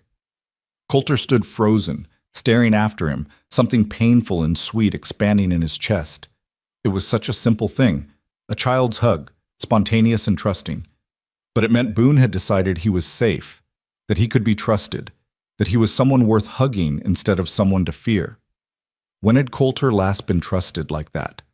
When had anyone looked at him and seen someone worth approaching instead of someone better left alone? He finished up in the barn slowly, checking the other horses, making sure everything was secure for the night. By the time he walked back to the house, full dark had fallen and the stars were brilliant overhead, the Milky Way a river of light across the black sky. The kitchen was bright and warm when he entered. Willa stood at the stove, stirring something that smelled like heaven. Lark sat at the table, reading aloud from a book of poetry, while Silas carved a piece of wood into some shape only he could see yet. And Boone, still flushed with excitement, was setting the table, counting under his breath to make sure he got all 4 places correct. They all looked up when Coulter entered, and for just a moment the scene was so perfectly domestic, so completely normal, that it hurt. This was what family looked like. This was what home felt like. And for 3 years he'd been living in this house without either, just going through the motions, waiting for something he couldn't name. "Mr. Vane," Willa said, turning from the stove. "Boone said you let him help with the mare." "He did good work, natural hand with horses." Boone's chest puffed up with pride. "I wasn't even scared." "You were very brave," Willa agreed, her eyes finding Coulter's over her son's head. In that look was gratitude, understanding, and something else. A question, maybe, or an acknowledgement that something was changing between them. The careful boundaries they'd maintained starting to blur. Coulter looked away first, uncomfortable with the intimacy of that shared glance. "I'll wash up." Dinner that night was louder than usual. Boone couldn't stop talking about the mare, about the liniment and the bandages, and how she'd gotten better because he'd helped. Silas told a story about a particularly stubborn calf he and Miguel had worked with that day. Lark shared a poem she'd read, something about wildflowers and survival that seemed to resonate with Willa, who smiled and nodded and looked at her daughter with such fierce pride it was almost painful to witness. And Coulter sat at the head of the table, eating Willa's excellent stew, listening to the children's chatter, watching this family that wasn't his, but that had somehow become part of his life anyway. He should have felt like an intruder in this moment, an outsider looking in on something that didn't belong to him. But instead, he just felt present, like he was exactly where he was supposed to be, doing exactly what he was meant to be doing, which was sitting at this table in this house with these people who'd brought it back to life.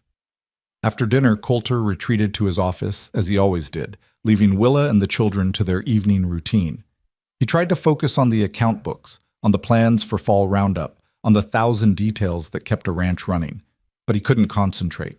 His mind kept drifting back to Boone's hug, to Willa's eyes across the kitchen, to the sound of laughter filling rooms that had been silent for so long. He was still sitting there, staring at numbers that refused to make sense, when a knock came at the door. "Come in," Willa entered, carrying a cup of coffee. "Thought you might want this. You looked lost in thought at dinner." "Just working on accounts, thank you." He took the coffee, and their fingers brushed briefly in the exchange. He told himself the spark he felt was just static from the dry air. Willa didn't leave immediately. She stood in the doorway, her hands folded in front of her apron, clearly wanting to say something but not sure how to start. "Something on your mind, Mrs. Hartley?" "Boone told me what you said, about keeping us safe, about promises." She paused. "I want you to know I appreciate it, more than I can say. It's just the truth. You're under my roof, which means you're under my protection. Simple as that. It's not simple, though. Not for us." She took a breath, and Coulter could see her gathering courage to reveal something she'd kept hidden. "My husband died when Boone was still growing inside me. For a while I managed. I took in sewing, washing, whatever work I could find, but it wasn't enough. Never enough.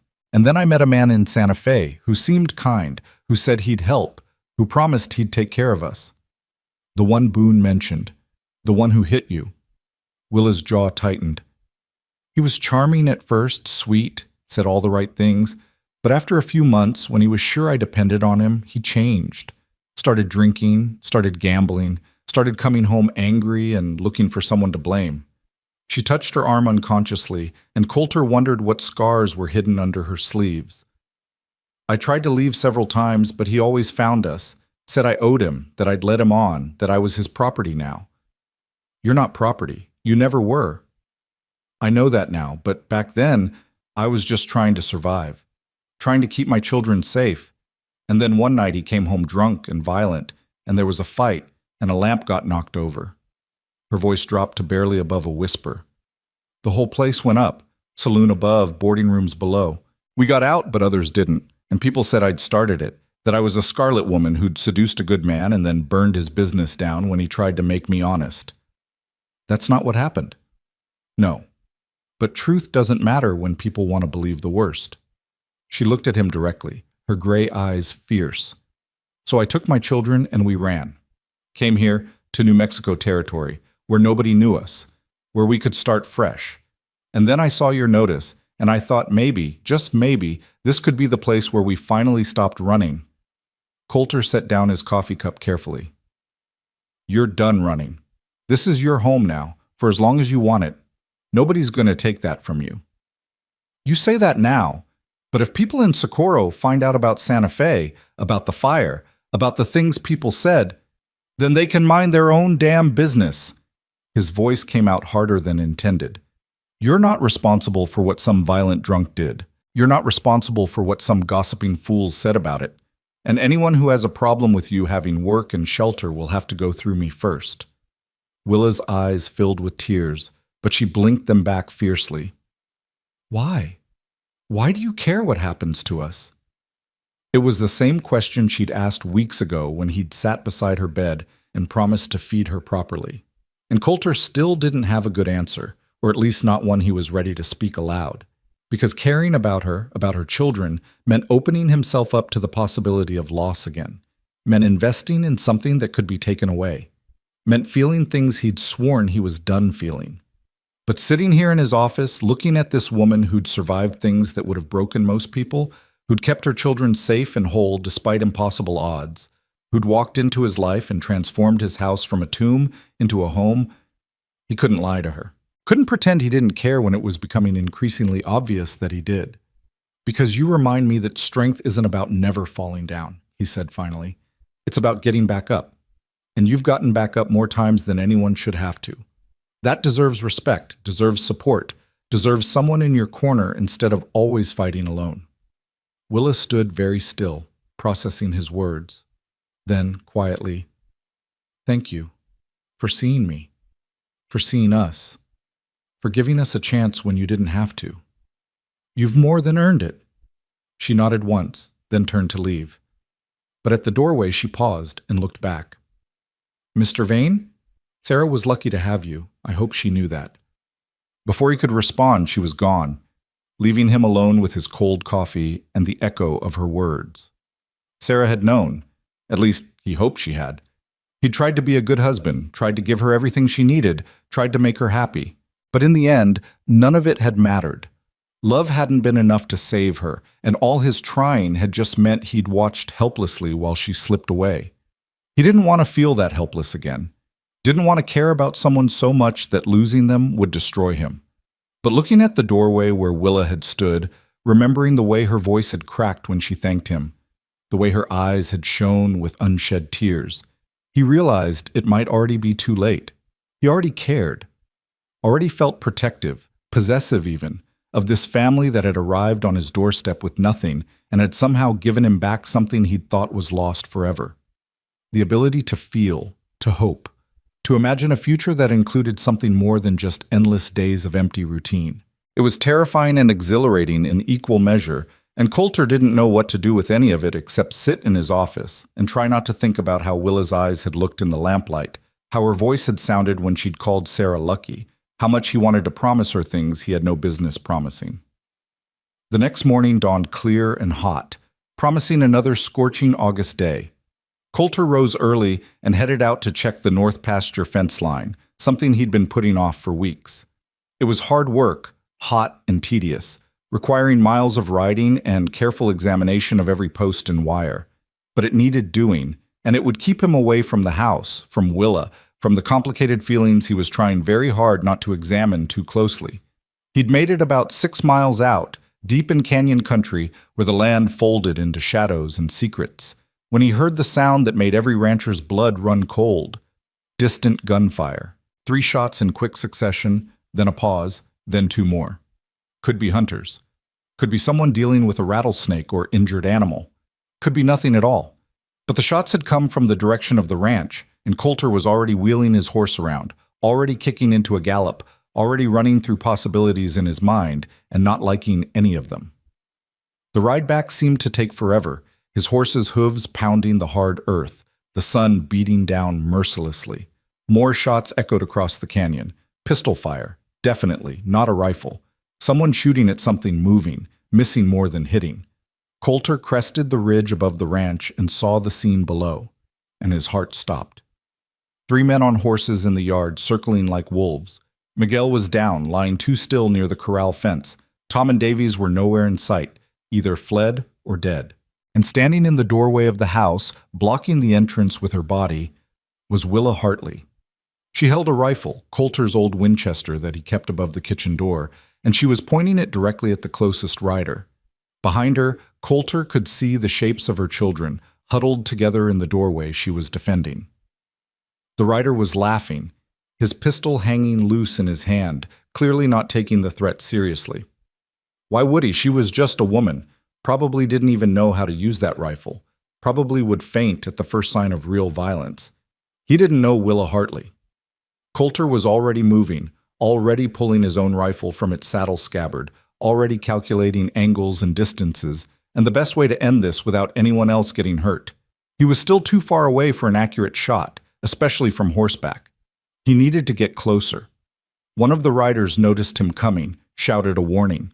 The others turned, and in that moment of distraction, Willa pulled the trigger. The shot went wide. She was shaking too badly to aim properly, but it made her point. She wasn't going to let them in the house. Wasn't going to let them near her children. Would die in that doorway before she'd surrender. The rider who'd been laughing wasn't laughing anymore. He raised his pistol, no longer playing, and Coulter felt something primal and fierce tear through him. He pushed his horse harder, closing the distance, bringing his rifle up even though the range was still too far, even though shooting from a galloping horse was next to impossible, even though he might hit Willa instead of the bandit. But he had to try. Had to stop this. Had to protect what was his. And when had he started thinking of Willa and her children as his? No time to examine that now. He squeezed the trigger and felt the rifle kick against his shoulder. The shot missed, kicking up dust 5 feet from the riders. But it got their attention, made them realize this wasn't 3 defenseless people and an old ranch hand. There was someone coming who knew how to shoot and wasn't afraid to do it. The leader, the one who'd been about to shoot Willa, wheeled his horse around. "Federal business! Stay back!" "Federal business at a private ranch?" Coulter shouted back, still riding hard, closing the distance. "Pointing guns at women and children? Don't think so." He was close enough now to see details. The men wore no badges, no official markers. Their clothes were trail-worn and dusty. Their horses were good stock, too good for drifters, probably stolen.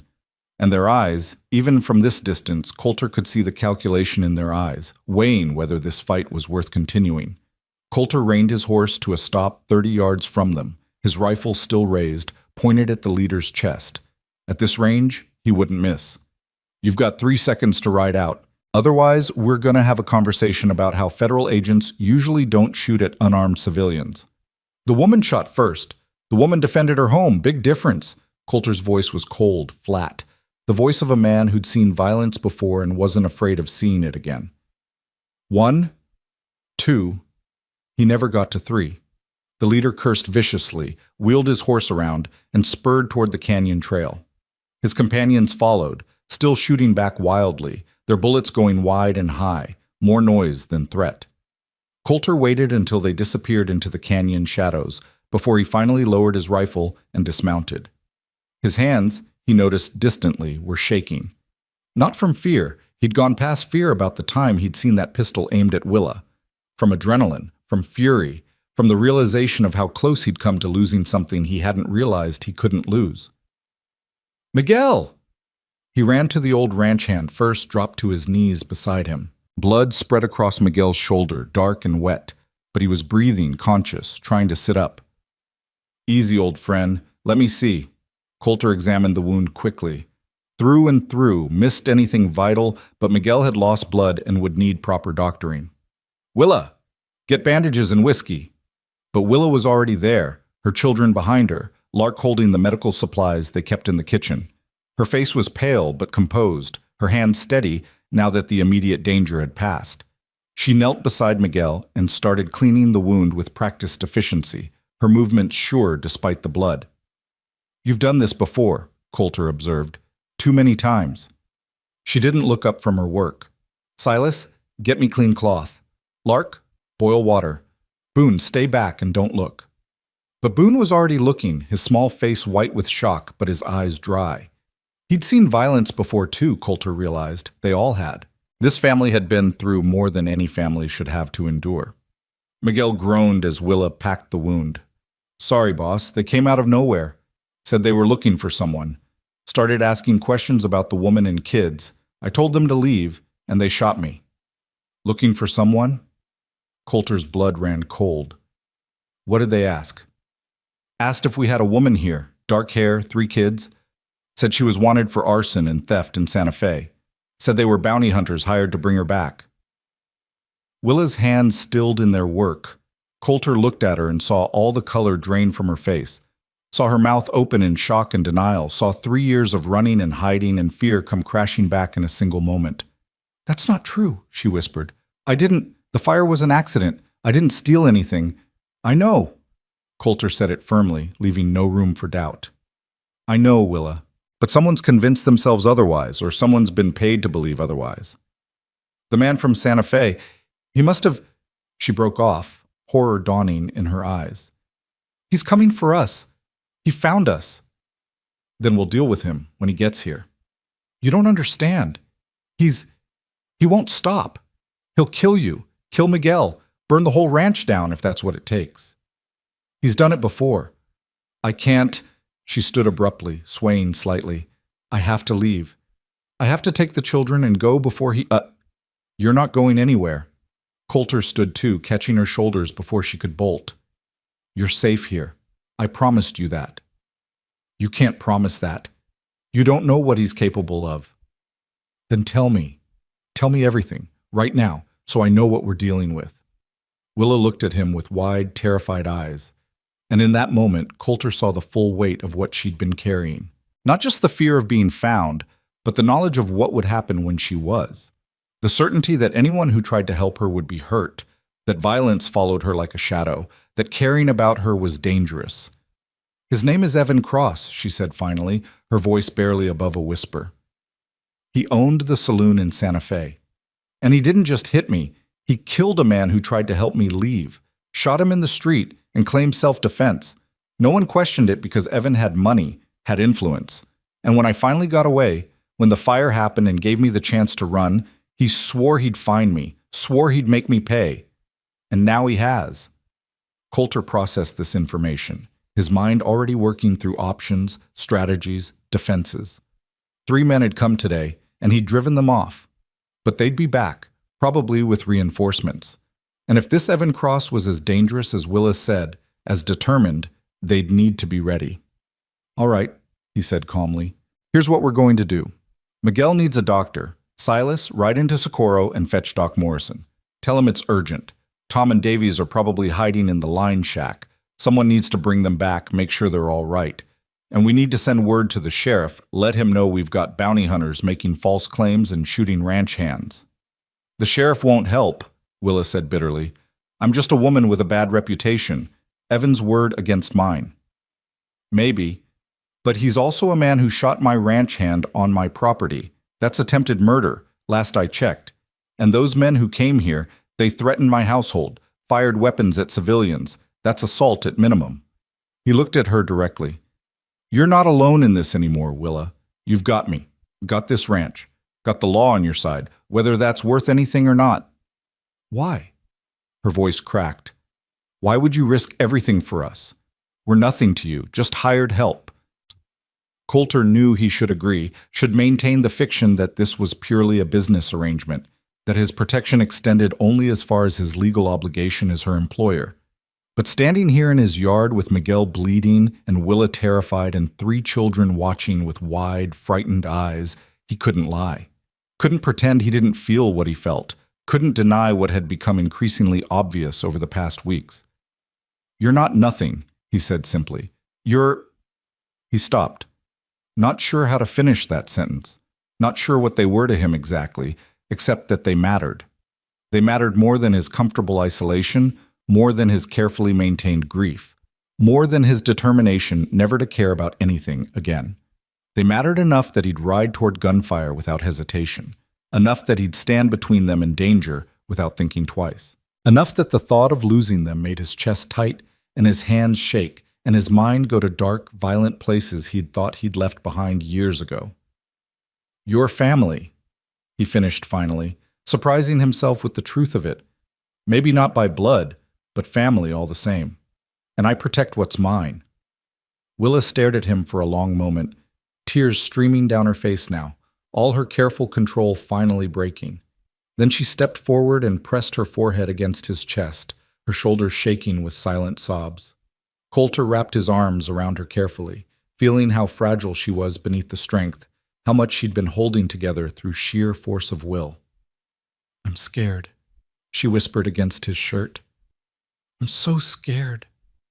"I know, but we're going to get through this, together." He looked over her head at her children, at Lark's fierce protectiveness, at Silas's determined jaw, at Boone's tear-stained face. All of us. Together.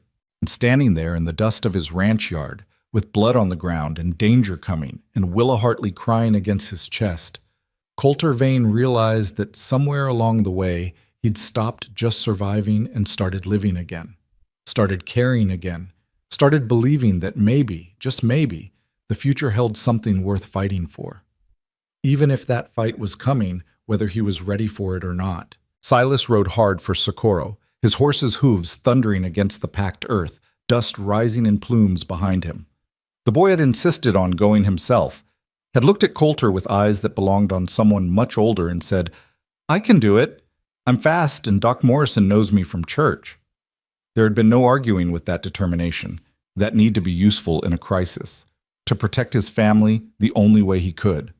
So Coulter had let him go, watching the boy disappear down the canyon trail with his heart in his throat, hoping he'd made the right choice, hoping Evan Cross's men wouldn't intercept him, hoping the doctor would come quickly and ask no questions that would put Willa in more danger than she was already in. Miguel was settled in the bunkhouse now, Willa tending his wound with capable hands while Lark boiled water and prepared bandages. The old ranch hand had lost blood but was stable, conscious enough to curse fluently in Spanish about getting shot on his own land by cowards who couldn't aim straight. Tom and Davies had emerged from hiding in the line shack, shamefaced but unharmed, and were now stationed as lookouts on the ridge overlooking the canyon trail. Coulter stood on the porch, his rifle within easy reach, watching the horizon and thinking through scenarios. 3 men had come today, testing defenses, seeing what they were up against. They'd report back to whoever hired them, probably this Evan Cross, and next time they'd come prepared. More men, more guns, a plan instead of just a probing attack. The smart thing would be to send Willa and her children away, get them somewhere safe while he dealt with whatever was coming. But where was safe? Evan Cross had found them here, in the middle of nowhere, months after they'd fled Santa Fe. He had resources, determination, and apparently no qualms about violence. Sending them away would just mean they'd be vulnerable on the road, easier targets, with no one to protect them. No, they needed to stay here, needed to make this ranch into a fortress, at least until the threat passed. And if Coulter had to face down Evan Cross himself to make that happen, so be it. He'd faced worse in his 42 years, had stared down rustlers and outlaws, had survived droughts and blizzards, had buried his wife and kept breathing. He could handle one angry man with delusions of ownership. The sound of hoofbeats brought his attention back to the trail.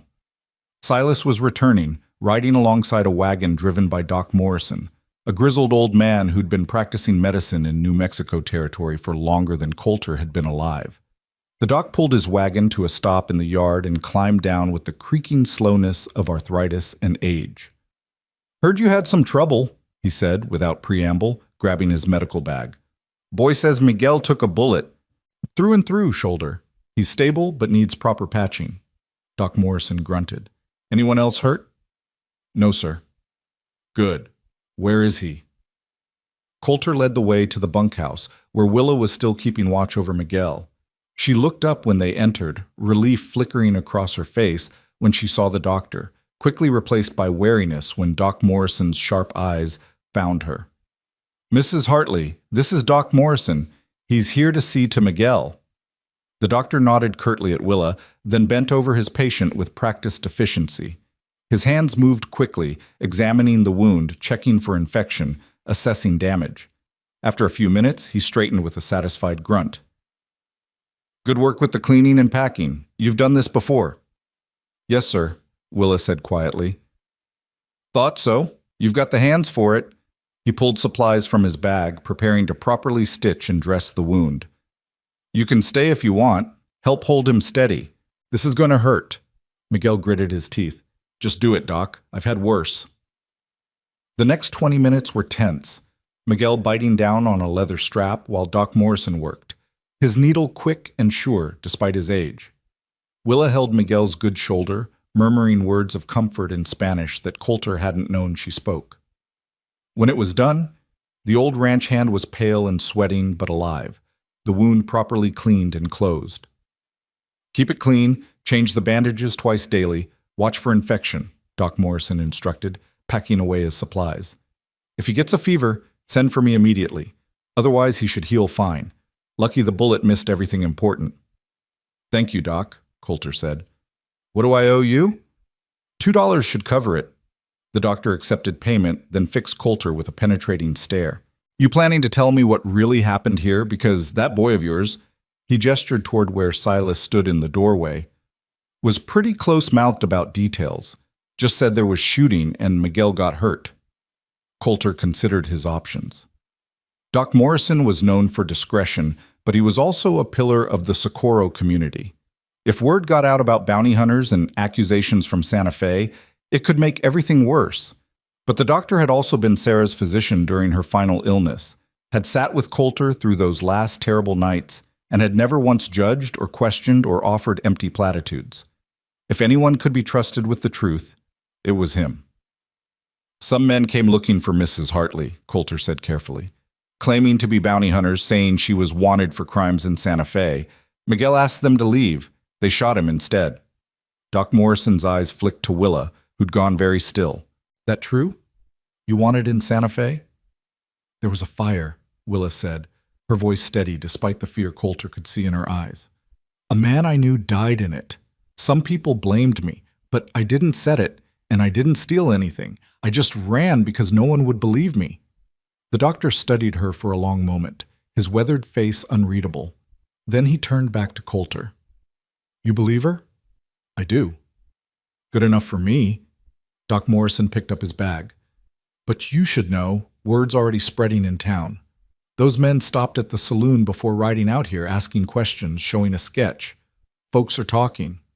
Coulter felt his jaw tighten. What kind of talking? The usual kind. Some saying Mrs. Hartley must be trouble if men are hunting her. Some saying you're a fool for harboring a criminal. Some, he paused, saying you've been bewitched, that she's using feminine wiles to cloud your judgment. That's ridiculous, Coulter said flatly. Of course it is. But people love a scandal, especially in a town this small.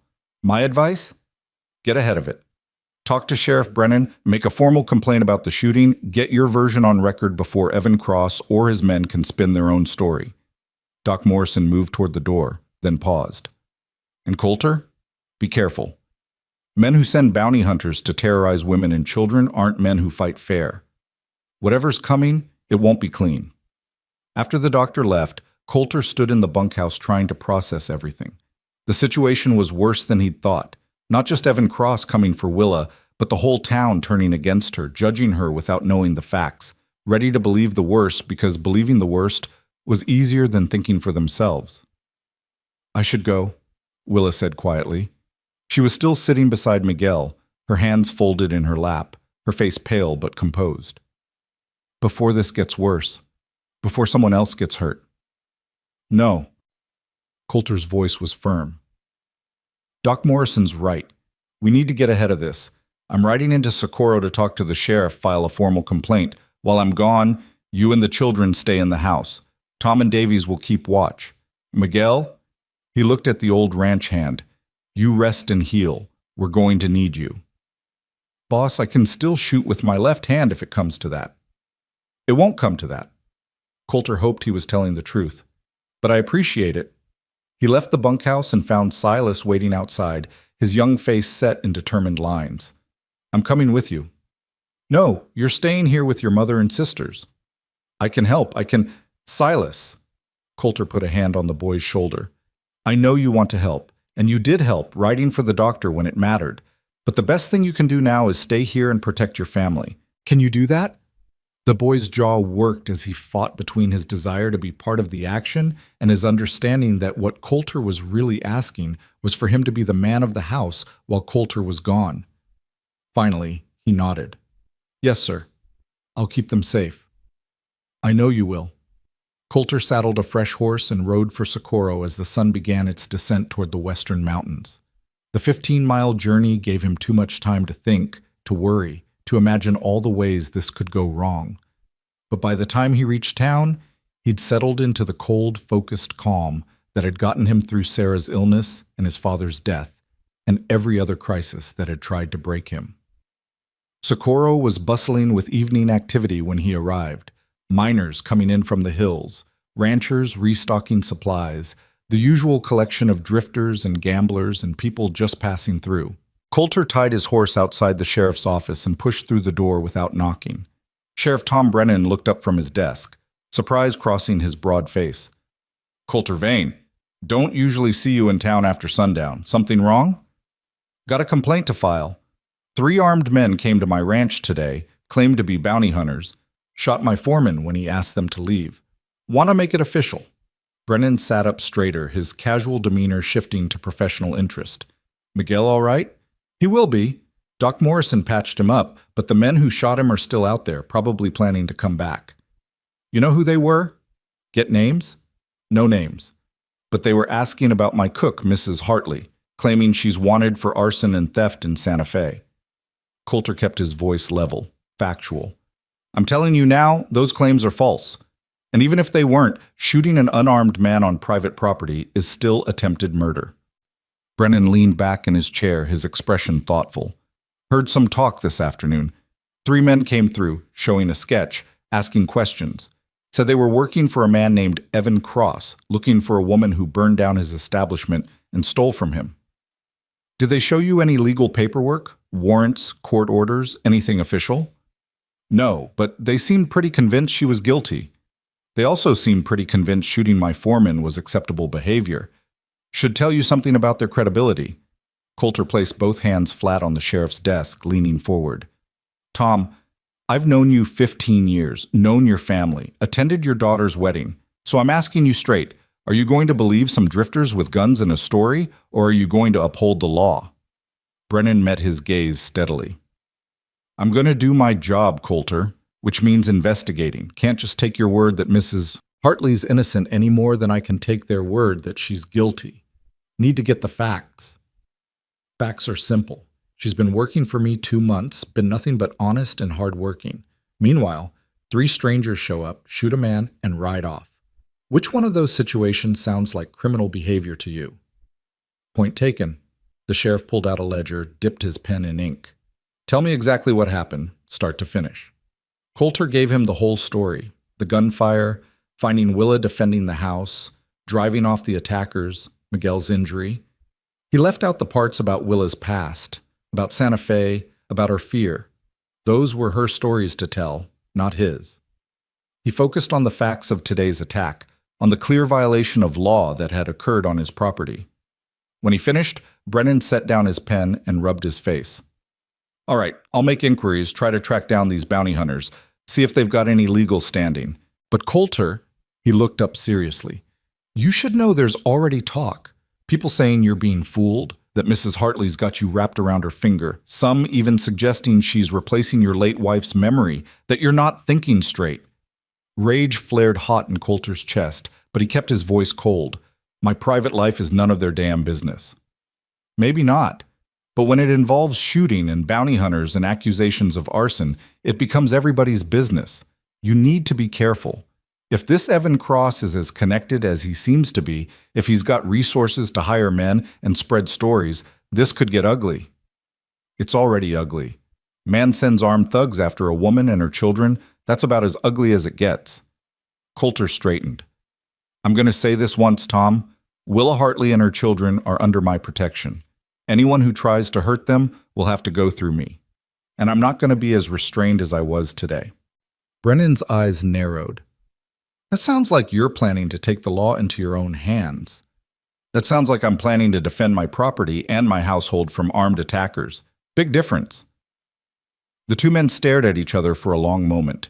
Years of friendship and mutual respect balanced against their different understandings of what justice required. Finally, Brennan nodded slowly. Just don't do anything that'll force me to arrest you. I'd hate to have to lock up a friend. Then make sure those bounty hunters know that shooting people in New Mexico territory has consequences, friend or not. Coulter left the sheriff's office and stood on the wooden sidewalk, watching Socorro go about its evening business. He could feel eyes on him, curious and speculative. Word had spread fast. Within hours, everyone in town knew about the shooting at the Vane Ranch, about the accusations against his cook, about the scandal brewing just beneath the surface of their quiet territorial town. He should go home. Should get back to the ranch before full dark, make sure Willa and the children were safe. But there was one more stop he needed to make. One more person he needed to talk to before the situation spiraled completely out of control. The Socorro Territorial Church sat at the north end of town, a simple adobe structure with a wooden cross above the door. Coulter hadn't been inside since Sarah's funeral, hadn't wanted to face the sympathetic looks and empty platitudes and the weight of all those prayers that had done nothing to save her. But Pastor Williams was also the closest thing Socorro had to a moral authority, and if Coulter wanted the town to give Willa a fair hearing, he needed the pastor on his side. He found the old man in his small office behind the sanctuary, reading by lamplight. Pastor Williams looked up when Coulter knocked, surprise and pleasure crossing his lined face. Coulter Vane, it's been too long. Come in. Sit down. Thank you, Pastor. Coulter sat in the offered chair, suddenly unsure how to begin. I need advice, and maybe help. Of course. What troubles you? So Coulter told him, not everything, but enough. About Willa and her children arriving months ago, about how they'd brought life back to his house, about how today 3 men had come with guns and accusations, about how the town was already judging her without knowing the truth. Pastor Williams listened without interrupting, his weathered hands folded on his desk, his expression thoughtful. When Coulter finished, the old man was quiet for a long moment. Then he said, What do you believe, Coulter, about Mrs. Hartley's innocence? I believe she's a good woman who's had bad things happen to her. I believe she's worked harder than anyone I've ever known to keep her children safe. And I believe those men who came today weren't interested in justice. They were interested in dragging her back to a man who hurt her. And you care about her. About all of them. It wasn't a question. Coulter met the pastor's knowing gaze and decided there was no point in lying. Yes, I care. Maybe more than I should, maybe more than is wise. But I won't apologize for it. I'm not asking you to apologize. I'm asking you to be honest about what you're willing to risk for them. Pastor Williams leaned forward. Coulter, you're a respected man in this community. You've built a good life, a good name. If you stand by this woman against the accusations, against public opinion, against men who might be willing to kill to get what they want, you could lose everything. I already lost everything when Sarah died. The ranch is just a ranch. My reputation is just words. But Willa and her children, they're real. They're here. They need protection, and I'm the only one standing between them and men who'd do them harm. So yes, I'm willing to risk whatever needs risking. The pastor smiled, a small, sad smile that spoke of understanding hard-won truths. Then you have your answer, and you have my support. I'll speak to the congregation on Sunday. Remind them that judgment belongs to God, not to gossips and rumor mongers. I'll make it clear that Mrs. Hartley is a member of our community and deserves the benefit of doubt until proven otherwise. Thank you, Pastor. That means more than you know. Just promise me one thing, Coulter. Promise me you'll be careful, that you won't let anger or fear push you into doing something you can't take back. I promise to do what's necessary to protect my household. That's all I can promise. Pastor Williams nodded slowly. Then may God watch over you all. And Coulter, it's good to see you caring about something again. Sarah would be glad. The words hit harder than expected, bringing a sudden tightness to Coulter's throat. He managed to nod and left quickly, before emotion could overwhelm the careful control he'd been maintaining all day. The ride back to the ranch was dark and tense, every shadow potentially hiding threat, every sound potentially signaling danger. But Coulter made it home without incident, finding the house lit up and welcoming, Tom standing guard on the porch with a rifle across his lap. All quiet, boss, the young ranch hand reported. Nobody's come near since you left. Good. Stay alert. They might try something at night. Inside, the house smelled like coffee and cornbread. Willa was in the kitchen, moving between stove and table with practiced efficiency, despite the stress lines around her eyes. The children were at the table, Lark mending clothes by lamplight, Silas cleaning a rifle that was too big for him, Boone drawing pictures on a slate, his tongue caught between his teeth in concentration. They all looked up when Coulter entered, hope and fear mingled in their faces. "How's Miguel?" Coulter asked first. "Sleeping. No fever yet. I'll check on him again in a few hours." Willa's hands twisted in her apron. "What did the sheriff say?" "He's making inquiries. I filed a formal complaint about the shooting. He'll look into whether those men have any legal standing." Coulter hung his hat on the peg by the door. "Also talk to Pastor Williams. He's going to speak to the congregation, try to head off the gossip." "And will it help?" Willa's voice was small, doubtful. "I don't know, but it's better than doing nothing." He looked at her directly. "Willa, I need you to tell me everything about Evan Cross. Not just what happened, but who he is, what resources he has, what we're really up against. Can't fight an enemy I don't understand." She glanced at her children, clearly not wanting to discuss this in front of them. Coulter understood. "Lark, take your brothers to your room. Let your mother and me talk." The children obeyed without argument, Lark shepherding her brothers away with quiet efficiency. When the door closed behind them, Willa sank into a chair and put her head in her hands. "I don't know where to start." "Start at the beginning, when you met him." So she did. The story came out slowly, painfully, each word dragged from memory like pulling arrows from flesh. She told him about the year after her husband died, about the struggle to find work that paid enough to feed 3 children, about the mounting debt and the landlord who threatened to throw them onto the street, about meeting Evan Cross in Santa Fe, how he'd seemed kind at first, generous, offering help without strings attached. "He owned the biggest saloon in town," Willa said quietly, "the Silver Dollar. Had girls working upstairs, gambling tables downstairs, his hand in half the businesses in Santa Fe. Everyone knew him, everyone owed him something, and he wanted me." She laughed bitterly. "Not as a wife. He had no interest in that. But as property. Something beautiful he could own and control. How long were you with him? 8 months? 8 months of him getting more possessive, more violent, more convinced that I belonged to him. I tried to leave 3 times. First time, he found me at the edge of town and dragged me back. Second time, he paid the stagecoach driver to refuse me passage. Third time, her voice broke. Third time, a man tried to help me. A merchant who'd been kind to my children. Evan shot him in the street, claimed the man had tried to rob him. No one questioned it. No one dared. And the fire? I was working in the saloon. He made me serve drinks, made me smile at his customers. That night, he came up drunk and angry, started accusing me of flirting with a gambler. I tried to get away. He grabbed me, knocked over a lamp. The whole place went up so fast, dry wood, cheap whiskey, everything just... She gestured helplessly. I got my children out, got some other people out, but 3 died, including Evan's business partner. And Evan told everyone I'd said it deliberately, that I was trying to kill him, that I'd robbed him before I ran. Did you take anything? Just the wages he owed me. $40 I'd earned serving his customers and cleaning his rooms and letting him treat me like property. But he called it theft, put a price on my head, sent men after me. She looked up at Coulter with haunted eyes. And now he knows where I am, and he'll come.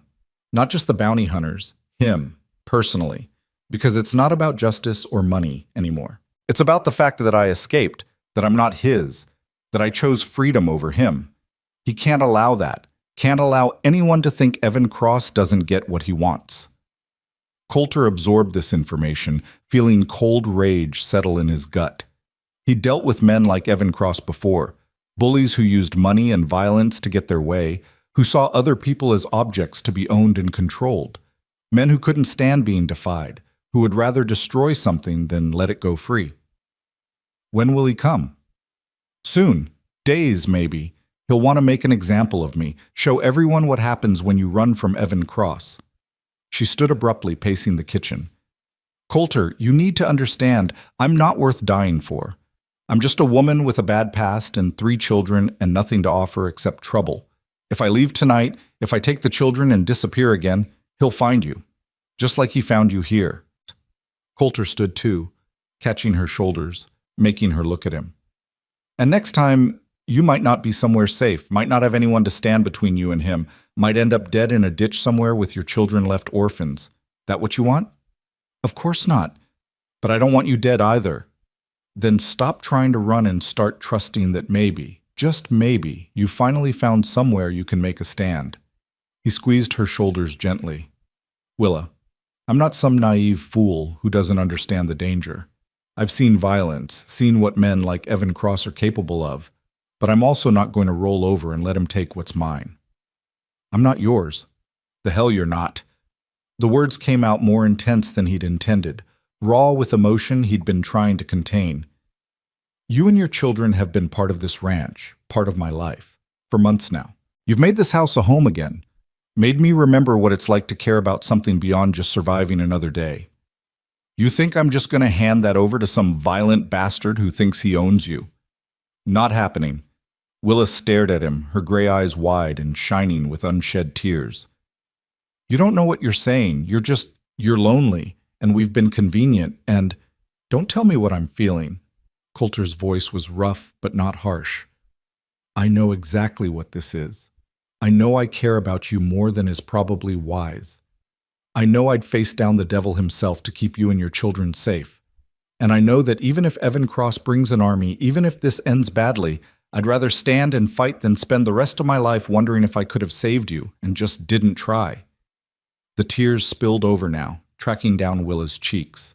Why? Why do you care so much? Because somewhere along the way you stopped being my employee and started being everything. Because your laughter fills this house with joy. Because your strength humbles me. Because I look at you and see a future I thought died with Sarah. Because I'm falling in love with you, and that terrifies me and thrills me in equal measure, and I can't imagine my life without you in it anymore. But Coulter couldn't say any of that. Not now, not with danger coming and emotions running high and everything so uncertain. So instead, he just pulled her close, wrapped his arms around her, and let her cry against his chest while the house settled into uneasy quiet around them. We'll figure this out, he murmured into her hair. Together. I promise. And in that moment, holding Willa Hartley while she trembled with fear and relief and something that might have been hope, Coulter Vane made a decision. Whatever came next, whatever price he had to pay, he would keep this family safe, would stand between them and Evan Cross and anyone else who tried to hurt them. Because they were his now, in all the ways that mattered. And Coulter Vane protected what was his. The night passed without incident, but no one slept much. Coulter dozed in his office chair, one ear always listening for sounds of approach. Tom and Davies split the watch, circling the house and barn every hour.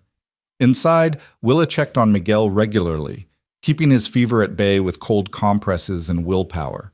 The children huddled in their room, pretending to sleep but really just waiting for dawn and whatever it would bring. Morning came with deceptive beauty, clear sky, cool air, the promise of another perfect August day. But beauty meant nothing when danger was coming. Beauty just made it easier to see your enemies approaching across the empty desert. Coulter was drinking coffee on the porch when he saw the dust cloud on the horizon. Not 3 riders this time. 6, maybe 7. Moving with purpose, not bothering to hide their approach. Coming in daylight because they didn't need to hide anymore. "Tom, Davies, riders coming!" His voice carried across the yard, sharp and urgent. "Get positions." The ranch hands scattered, Tom to the barn loft with a rifle, Davies behind the water trough, with a clear line of sight to the main approach. Miguel emerged from the bunkhouse, his wounded shoulder strapped tight, his left hand holding a pistol with grim determination. "You should be resting," Coulter told him. "Rest when I'm dead, boss. Today's not that day." Willa appeared in the doorway, her children behind her, her face pale but composed. "How many?" 7, maybe more. Coulter checked his rifle, made sure his pistol was loaded and ready. "Get back inside. Lock the doors. Don't come out unless I tell you." I can shoot. Willa, please. He looked at her directly. "I need to know you and the children are safe. Need to focus on what's coming without worrying about you. Can you do that for me?" She hesitated, then nodded. "Be careful." "Always am." She retreated into the house and Coulter heard the door bolt slide home. Good. Whatever happened next, at least they'd be protected. At least he wouldn't have to worry about a stray bullet finding them. The riders grew closer, resolving from dust cloud to distinct shapes. 7 men, as he'd thought. 6 of them were rough types, hired guns by the look of them. But the 7th, riding in the center like a general commanding troops, he was different. Well-dressed, confident, riding a horse that had cost more than most men made in a year. Evan Cross. Had to be. The rider stopped 30 yards from the house, spreading out in a loose semicircle, a formation that would let them surround the ranch if shooting started. Coulter stood his ground on the porch, his rifle held ready but not aimed, projecting calm he didn't feel. Evan Cross dismounted and walked forward a few steps, close enough for conversation, but far enough to avoid being rushed. He was maybe 50, well-fed and prosperous, with cold eyes that assessed Coulter the way a man might assess livestock at auction. "Mr. Vane, I presume?" His voice was cultured, educated, with just a hint of southern breeding. "I'm Evan Cross. I believe you have something that belongs to me." "I have employees. None of them belong to you." "Ah, so she has bewitched you." Cross smiled, but there was no warmth in it. "Let me be clear. Willa Hartley is a criminal. She burned down my establishment, killed my business partner, stole from me. I'm here to take her back to Santa Fe to face justice. Funny kind of justice that requires 7 armed men. The kind necessary when dealing with a murderer and a thief. Now, I can do this easy or hard, Mr. Vane. Easy means you turn her over, I pay you for your trouble, and everyone goes home happy. Hard means," he gestured to his men. "Well, I'd rather not resort to hard, but I will if necessary." Coulter let his rifle come up slowly, not pointing at Cross but making his position clear. "Here's the thing, Cross. I don't believe your story. I think you're a violent man who hurt a woman, and when she escaped, you invented crimes to justify hunting her down. I think those men you sent yesterday shot my foreman without provocation. And I think if you want to take Mrs. Hartley anywhere, you're going to have to go through me first. Don't be foolish. You're outnumbered 7 to, 3? 4? Those aren't good odds." "Maybe not, But the first man who pulls a gun dies. And I'm betting that'll be you." Coulter's voice was cold, flat, the voice of a man who'd already decided he was willing to die if that's what it took. "So ask yourself, is your pride worth your life? Because that's what you're risking here." For the first time, uncertainty flickered across Cross's face. He'd expected Coulter to cave, to be reasonable, to hand over Willa rather than risk violence. He hadn't expected someone willing to make this a gunfight he might not survive. "You're making a mistake," Cross said. "Maybe, but it's my mistake to make. This is my land, my ranch, my household.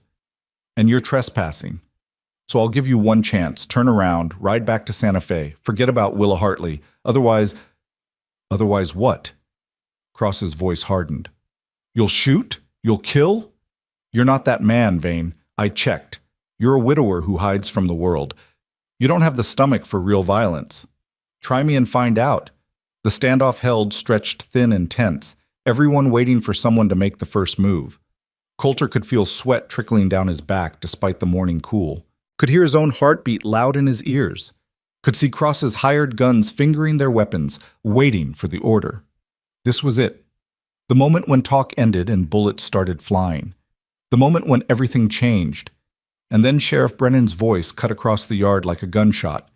"Nobody moves. This is official law business." And Comye-sang document, Part 5.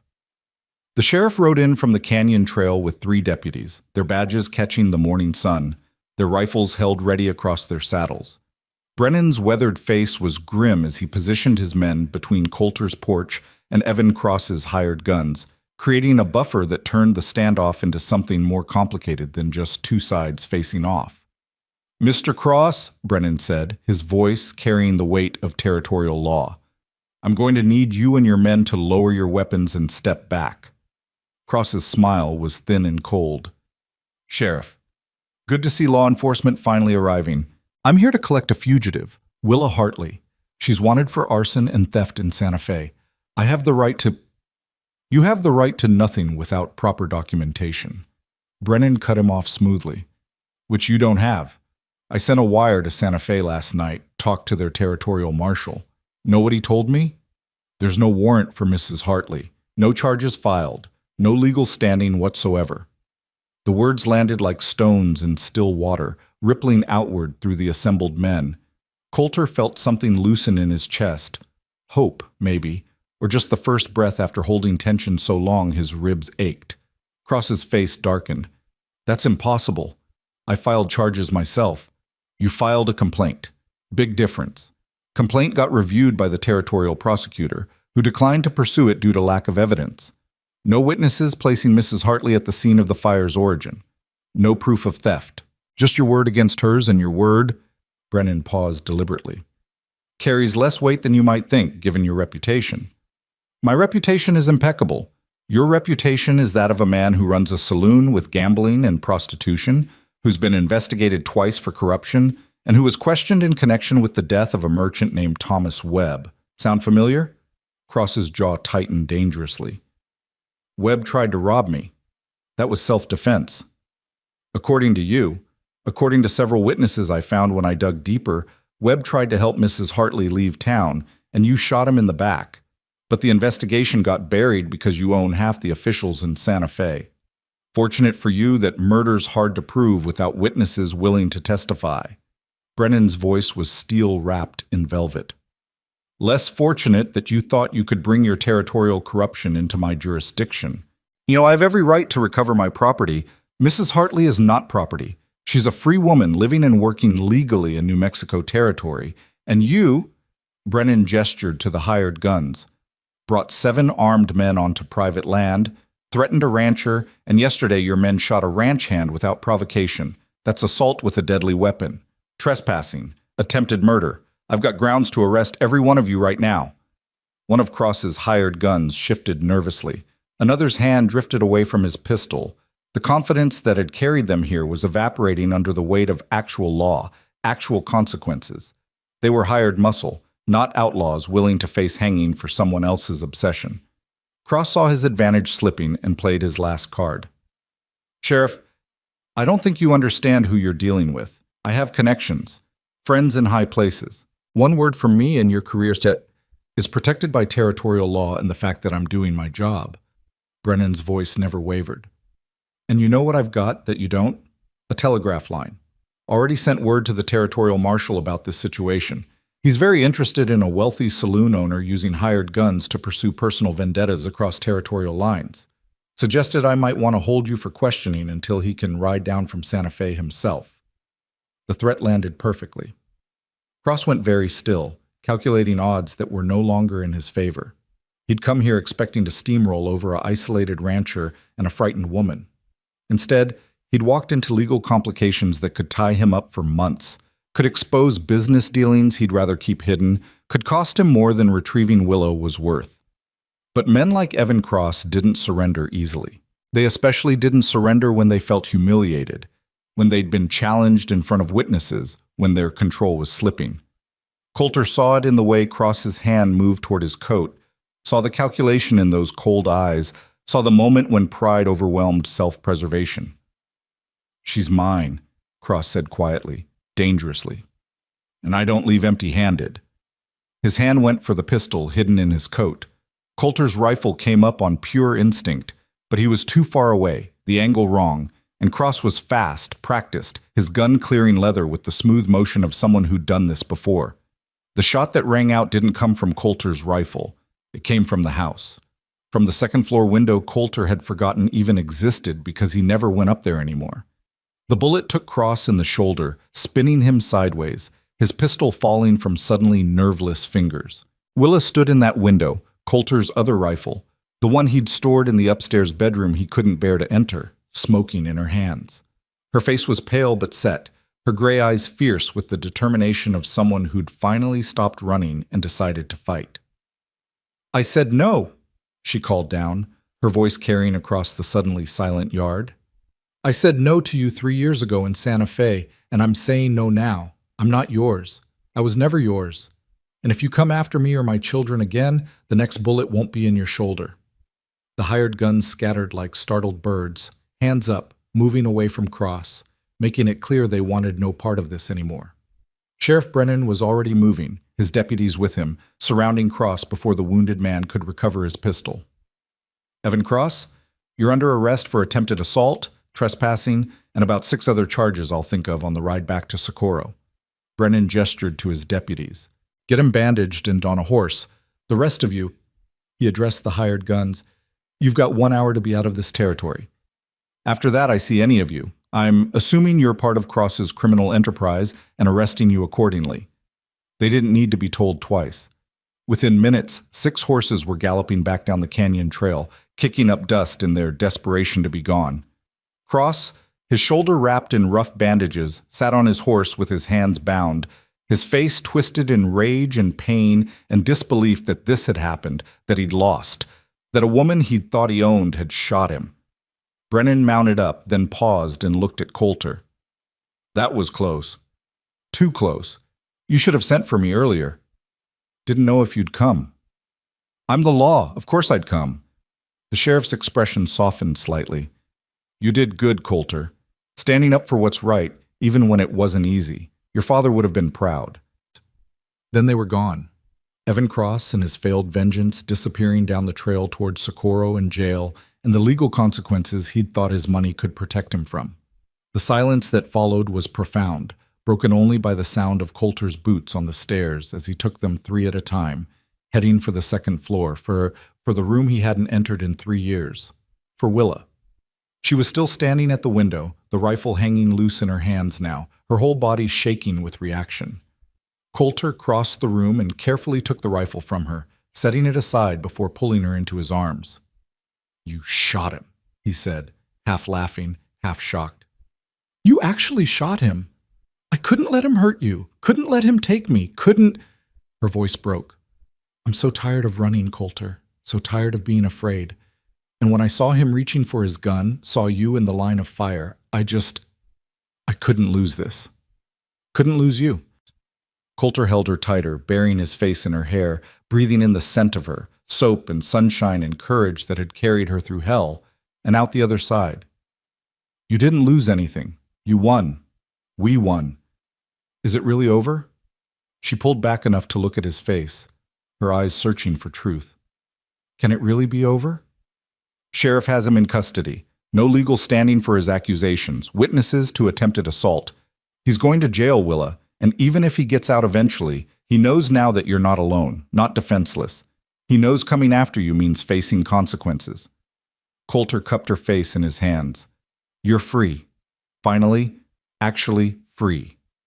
The tears came then, great shaking sobs that were equal parts relief and grief, and the release of 3 years of fear she'd been carrying like stones in her pockets. Coulter held her through it all, murmuring wordless comfort, stroking her hair, letting her cry out every moment of terror, every sleepless night, every time she'd wondered if today would be the day Evan Cross found them. When the storm finally passed, Willa looked up at him with red-rimmed eyes and a tremulous smile. I shot him from Sarah's room, from her window. I hope she doesn't mind. She wouldn't mind. Coulter looked around the room he'd been avoiding, seeing it now with new eyes. Sarah's embroidery still hung on the wall, her hairbrush still sat on the dresser, the curtains she'd sewn still framed the window where Willa had made her stand. She'd probably say it was about time someone used this room for something useful, instead of letting it gather dust as a shrine. You loved her very much. I did. Still do, in the way you love people who shaped your life even after they're gone. He looked down at Willa, at this woman who'd brought his house back to life, who'd reminded him what it felt like to care about something beyond just surviving. But Sarah's gone, and I'm still here, still living, and I'm starting to think maybe that's allowed. Maybe I'm allowed to move forward instead of staying frozen in the past. Willa's hand came up to rest against his chest, right over his heart. What are you saying, Coulter? What was he saying?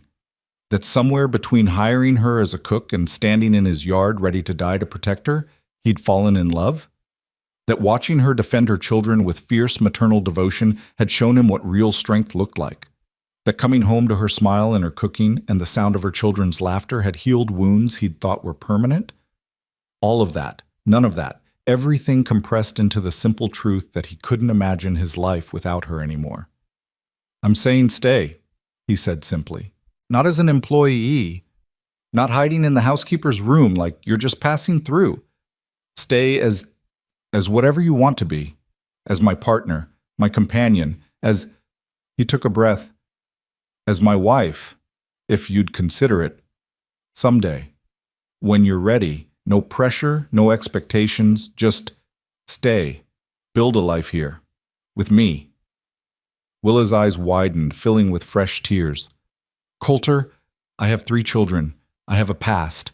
I have nothing to bring to a marriage except complications, and you have everything I need. You have strength and courage and the ability to laugh, even when life's kicked you down. You have 3 incredible children who've already made this ranch feel like home, and you have me, if you want me. Broken pieces and all. He smiled slightly. Fair warning, I'm not easy. I'm stubborn, and I'm too used to being alone, and I'll probably mess this up 100 times, but I'll try. For you, I'll try. You won't mess it up. Willa's hand moved from his chest to his face, cupping his jaw with infinite tenderness. You're the best man I've ever known, kind and strong and honorable. You saved us, saved me. How could I not? She stopped, emotion choking off her words. How could you not what? How could I not love you? She whispered. I tried not to. Tried to keep appropriate distance, tried to remember I was just an employee, tried not to hope for anything beyond safety and survival. But you made it impossible. You saw me, really saw me, not as a victim or a scandal or someone to pity, but as a person worth protecting, worth caring about. And I fell in love with you somewhere between that first breakfast and right now, standing in your late wife's room, having just shot a man to keep him from hurting you. Coulter laughed, a sound of pure joy that felt rusty from disuse, but real, so real. That's quite a range of time to pinpoint. I'm not good at romantic declarations. I'm better at practical things like cooking and sewing and apparently shooting people who threaten my family. Our family, Coulter corrected gently. If you'll have me. If you'll let me be part of it. Yes. The word was simple, definitive, carrying the weight of every hope she'd been afraid to voice. Yes to all of it, to staying, to building a life, to someday being your wife. Yes to everything, Coulter Vane. He kissed her then, there in Sarah's room, with the morning sun streaming through the window and the sound of her children calling from downstairs and the smell of dust and gunpowder still lingering in the air. It was a kiss that tasted like promise and possibility, and the beginning of something neither of them had thought they'd find again. When they finally pulled apart, Willa was smiling through her tears. The children will have questions. Then we'll answer them, together. Coulter took her hand, threading his fingers through hers. Come on, let's go tell them they're home. They descended the stairs to find all three children waiting anxiously in the kitchen. Lark stood with her arms around her brothers, protective and fierce. Silas held a knife he'd grabbed from the counter, ready to defend despite being 10 years old and no match for grown men. And Boone clutched his mother's apron, which he must have grabbed from the hook, holding it like a talisman. The moment they saw Willa, all three children rushed forward, wrapping themselves around her in a tangle of arms and relief and muffled sobs. She sank to her knees and pulled them close, pressing kisses into their hair, murmuring that it was over. They were safe. Everything was going to be all right now. Over their heads, her eyes found Coulter's. In that look was gratitude and love and the beginning of trust that maybe, finally, they'd found somewhere they could stop running, somewhere they could build a life instead of just surviving. Coulter cleared his throat. Kids, I need to tell you something. Your mama and I, we've decided that this isn't temporary anymore. This is your home, for as long as you want it. And if you're agreeable, he looked at each of them in turn, I'd like to be part of your family, not replacing your father, never that, but maybe as someone who cares about you, someone who'll be here. Silas studied him seriously. You mean you want to marry Mama? Someday. When she's ready, when you're all ready, no rush. Coulter met the boy's gaze steadily. But yes, that's what I mean. Lark's eyes were bright with tears. You'd want us? All of us? Even knowing about Santa Fe and Evan Cross and everything? Especially knowing all that. Because it means I know how strong you all are, how brave. And I'd be honored to have that kind of courage in my family. Boone tugged on Coulter's pant leg, looking up with those two old eyes that were finally starting to look like they belonged on a 6-year-old. Does this mean I don't have to run anymore? We can stay forever? Coulter crouched down to Boone's level. It means you can stay as long as forever lasts. This is your home now, your ranch, your land. Nobody's going to take that from you. Promise? The same question Boone had asked in the barn that evening that felt like a lifetime ago. Promise. Boone threw his arms around Coulter's neck in a fierce hug that nearly knocked him over. Then Silas was there too, awkward and adolescent, but needing the comfort of physical touch. And Lark, trying to hold back tears and failing, joining her brothers in a family embrace that included Coulter for the first time. Willa watched them, her hand over her mouth, joy and disbelief warring on her face. This was everything she'd dreamed of during those long years of running. Safety, stability, someone strong enough to share the burden of protecting her children. And more than that, love. Actual, real love that wasn't about possession or control but about choosing each other, about building something together. The moment was interrupted by Miguel's voice from the doorway. Boss, everything all right? Heard the shot, saw the sheriff leave with that pendejo? We good? Coulter straightened, his arms still around the children. We're good, Miguel. Better than good. It's over. Cross is in custody. No more running. No more threats. Gracias a Dios. Miguel crossed himself, then looked at the assembled family with knowing eyes. About time, boss. House has been too quiet for too long. Needs children. Needs laughter. Needs life. Agreed. Coulter looked at Willa. Think you can make breakfast for everyone? Celebration meal. We've got things to be grateful for. I think I can manage that. Willa stood, brushing tears from her face, already moving toward the stove with the practiced efficiency of someone who'd spent years making do with less. But now her movements were lighter, freer, unburdened by the constant fear that had shadowed her for so long. The day that followed was strange and wonderful in equal measure. Word spread quickly through the ranch that the danger had passed, that Evan Cross was in custody, that the household was safe. Tom and Davies emerged from their defensive positions, relief evident on their faces.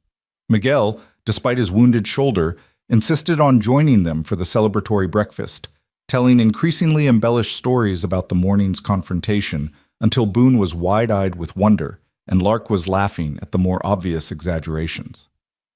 After breakfast, Coulter made a decision. He walked upstairs to Sarah's room. No, not Sarah's room anymore, just the master bedroom, and began opening windows, letting in fresh air and sunlight. He carefully packed away Sarah's personal items, her hairbrush, her embroidery, the small jewelry box she'd cherished, wrapping them in cloth and storing them in the attic where they'd be safe but not on constant display. He stripped the bed and carried the linens downstairs for washing. He took down the curtains that had hung untouched for 3 years and folded them carefully. It wasn't forgetting Sarah.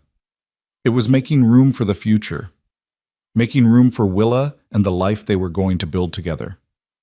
Willa found him there as he was finishing, her arms full of fresh linens. "I can do this. You don't have to. I want to." Coulter took the linens from her and began making the bed with her help. "It's time. Past time, really. Sarah wouldn't want me living in a museum. She'd want me living in a home." "Tell me about her," Willa said softly as they worked. "Not just that she was kind or that you loved her. Tell me what she was really like." So Coulter did. He told her about Sarah's terrible singing voice and how she sang anyway, at the top of her lungs, while she gardened. About how she couldn't cook to save her life but kept trying, producing meals that ranged from barely edible to actually dangerous. About her habit of collecting stray animals until the ranch had more barn cats than cattle. About the way she'd laugh at her own jokes before she finished telling them, making everyone else laugh too just from her joy. "She sounds wonderful," Willa said when he finished. "She was. And she'd like you, I think. Would appreciate your strength, your practical nature, your ability to actually cook something that doesn't poison people." He smiled slightly. "She'd probably make some terrible joke about how I finally found someone who could keep me fed properly. I'd like to think she'd approve. Of us. Of this." Willa smoothed the fresh quilt across the bed. "She would." Sarah believed in living, in loving, and not wasting the time you're given. She'd be glad I'm not wasting mine anymore. They finished preparing the room in companionable silence, transforming it from a shrine to the past into a space ready for the future. When they were done, Coulter looked around at the clean, bright room and felt something inside him finally settle. Grief would always be there. He'd always miss Sarah, always carry the memory of her. But grief didn't have to be his whole life, didn't have to prevent him from moving forward, from loving again, from building something new. The weeks that followed were a study in adjustment. Willa and the children moved from the cramped housekeeper's room into proper bedrooms. Lark got the small room at the front of the house with the window overlooking the garden she'd brought back to life. The boys shared the larger room at the back, with space for their growing collection of carved animals and books and the 1,000 small treasures of childhood. And Willa, after much discussion and careful consideration of propriety, moved into the master bedroom with Coulter. "People will talk," she'd warned him. "Let them talk. We know the truth, that we're building a life together, that we're committed to each other, that we'll make it official as soon as you're ready.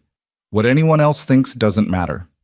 So she'd moved her few possessions into the room that was now theirs, hanging her dresses next to his shirts, placing her hairbrush on the dresser beside where Sarah's used to sit, claiming space with a hesitancy that gradually faded into belonging. The ranch flourished under their combined efforts.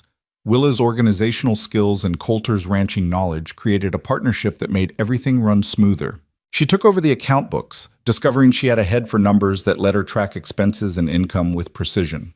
She negotiated better prices with suppliers in Socorro, charming them with her directness and fair dealing. She turned the ranch house into the kind of place people actually wanted to visit, hosting Sunday dinners that drew the neighboring ranchers and their families. And slowly, painfully slowly, the gossip that had threatened to destroy them died down. When people saw how happy the children were, how well the ranch was running, how Coulter smiled again after 3 years of grief, they started to revise their opinions. Pastor Williams's Sunday sermon on the sin of judgment helped. Sheriff Brennan's regular reports on Evan Cross's trial and conviction helped more. But what helped most was time.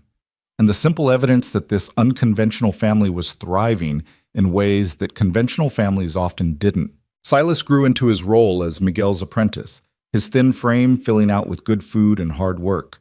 By fall roundup, he could rope a calf almost as well as the adult hands, his young face serious with concentration, his movements sure. Miguel treated him like a grandson, teaching him not just ranch work, but life lessons about honor and hard work, and treating people with respect regardless of their station. Lark blossomed in the stability of a home that wouldn't be ripped away without warning. She started school in Socorro, riding in 3 days a week with Tom when he went for supplies, and astonished her teacher with her reading level and hunger for learning. She talked about maybe becoming a teacher herself someday, maybe starting a school for ranch children who couldn't get to Socorro regularly. Coulter encouraged her dreams, ordered books from as far away as Kansas City, made it clear that her future was limited only by her own ambition. And Boone finally got to be a child. He played in the dirt and helped with the animals and asked endless questions about everything from why the sky was blue to how horses knew where to put their feet. The fear that had shadowed him faded gradually, replaced by the confidence of a boy who knew he was loved, who knew he was safe, who knew tomorrow would come, and he'd still be here in this place that was home. As autumn painted the mountains in shades of gold and crimson, Coulter realized something had shifted in him. The emptiness that had defined his existence for 3 years was gone, filled by laughter and purpose, and the simple pleasure of coming home to people who were glad to see him. He still missed Sarah, would always miss her, but the grief no longer consumed him. It had become something he carried rather than something that carried him, a part of his story, but not the whole story. One evening in late October, with the first snow threatening in the mountains and the smell of Willa's beef stew filling the house, Coulter gathered everyone in the front room. The children sat on the floor in front of the fireplace, Boone drowsy against Lark's shoulder, Silas whittling a piece of wood into some shape only he could envision yet. Willa sat in the chair Sarah used to favor, her hands busy with mending, her face peaceful in the firelight. "I've been thinking," Coulter began, then stopped, not sure how to say what needed saying. He tried again. "We've been living together as a family for months now. The children call this home. Willa runs this household like it's hers because it is hers, and I'm happier than I've been in years, maybe happier than I've ever been." "But," Willa prompted gently, "but I want to make it official. Want to stand up in front of Pastor Williams and the whole town and say that you're my wife, that these children are mine, that we're a family in every way that matters." He looked at each of them in turn. "I know we talked about waiting, about taking our time, but I don't want to wait anymore. I want everyone to know you belong here, belong with me. If," he swallowed hard, "if you'll have me." Willa set down her mending, her gray eyes shining in the firelight. "Are you proposing to me, Coulter Vane?" "I am. Properly this time, not in the middle of a crisis or while I'm covered in dust from the range. I'm asking if you'll marry me, be my wife. Let me be a father to your children. Build this life with me permanently." "What do the children think?" Willa looked at Lark, Silas, Boone. "This affects you as much as it affects me." Lark answered first, her voice thick with emotion. "I think Mr. Vane, Coulter, is the best man I've ever known. I think he's been more of a father to us in 6 months than anyone ever was. And I think you smile more when you're with him, Mama. Real smiles, not the ones you wear when you're pretending everything's fine." Silas nodded seriously. "Miguel says a good man protects his family and keeps his word. Coulter does both. That's good enough for me." Boone just crawled over to Coulter and climbed into his lap, wrapping small arms around his neck. "You're my papa now, right?" Coulter's throat tightened dangerously. "If you want me to be." "I want." Boone settled against his chest with the complete trust of a child who'd finally found safety. "Forever and ever.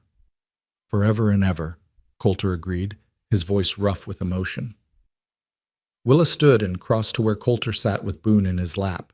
She cupped his face in her hands, her touch gentle, her eyes searching his.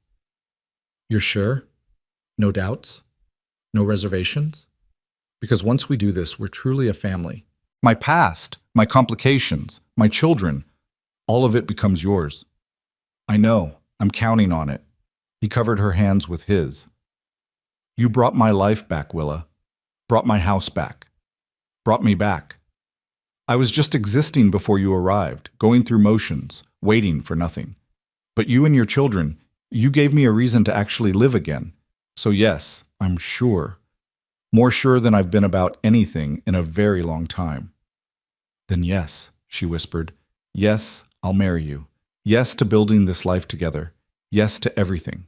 He kissed her then, mindful of the children watching but needing to seal the promise with more than just words. It was a gentle kiss, full of love and commitment, and the certainty that this was right. This was what they were both meant to find after all the years of loss and loneliness. When they pulled apart, all three children were grinning. Even Silas, who prided himself on being too grown up for sentiment, couldn't hide his smile. When? Lark asked practically. When will you get married? Coulter looked at Willa. What do you think? Spring? After the snow melts and we can actually get everyone to the church? Spring seems very far away. Willa's eyes danced with mischief. What about Christmas?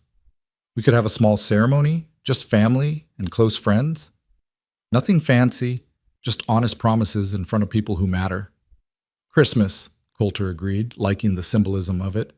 New beginnings in the middle of winter, hope blooming even in the coldest season.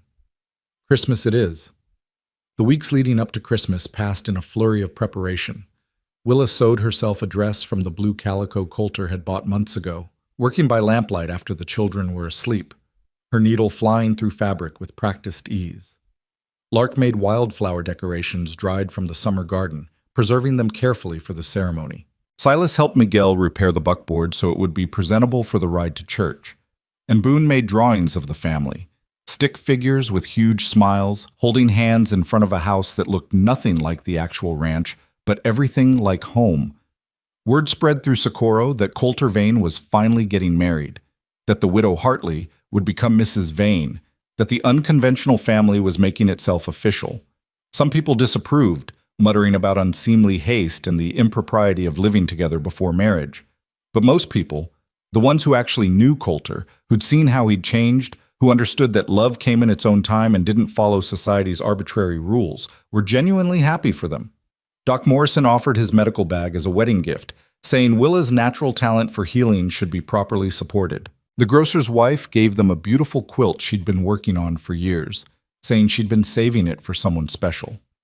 Even Sheriff Brennan stopped by the ranch with a bottle of whiskey and gruff congratulations, mentioning casually that Evan Cross had been sentenced to 10 years in territorial prison and wouldn't be bothering anyone for a very long time. Miguel gave them something more precious than any material gift, his blessing. The old ranch hand had been like a father to Coulter since his own father died, and having Miguel's approval meant everything. Your papa would be proud, Miguel told him on Christmas Eve as they were preparing for the next day's ceremony. You found your way back to living. That's not easy after loss. But you did it. And Sarah, she would be happy for you too. You think so? I know so. She loved you enough to want you happy, even if that happiness came after she was gone. That's real love, boss. The kind that doesn't end just because life does. Christmas Day dawned clear and cold. The sky, that particular shade of blue that only happens in winter at high altitude.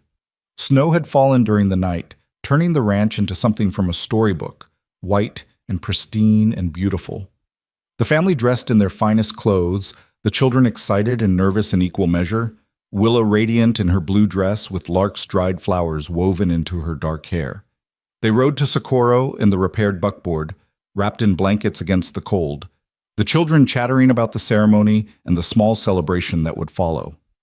Coulter drove with Willa beside him, their hands joined under the blanket, neither speaking but both feeling the significance of the day, of the choice they were making to bind their lives together permanently.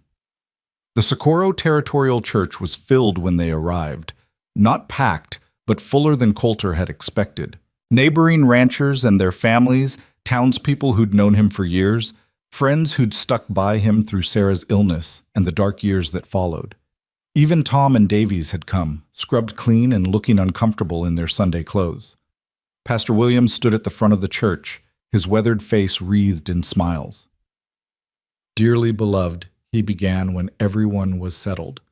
"We are gathered here on this blessed Christmas day to witness the union of Coulter Vane and Willa Hartley in holy matrimony." The ceremony was simple and traditional, the words familiar from countless weddings Coulter had attended over the years.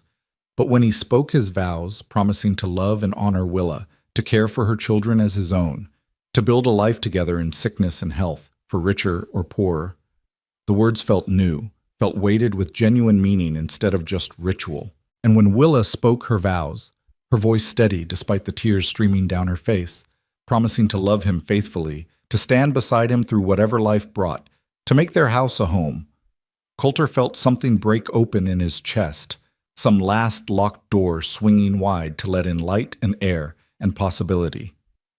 "I now pronounce you husband and wife," Pastor Williams said, his voice carrying through the small church. "Coulter, you may kiss your bride." So he did, there in front of God and the people of Socorro and 3 children who'd become his own.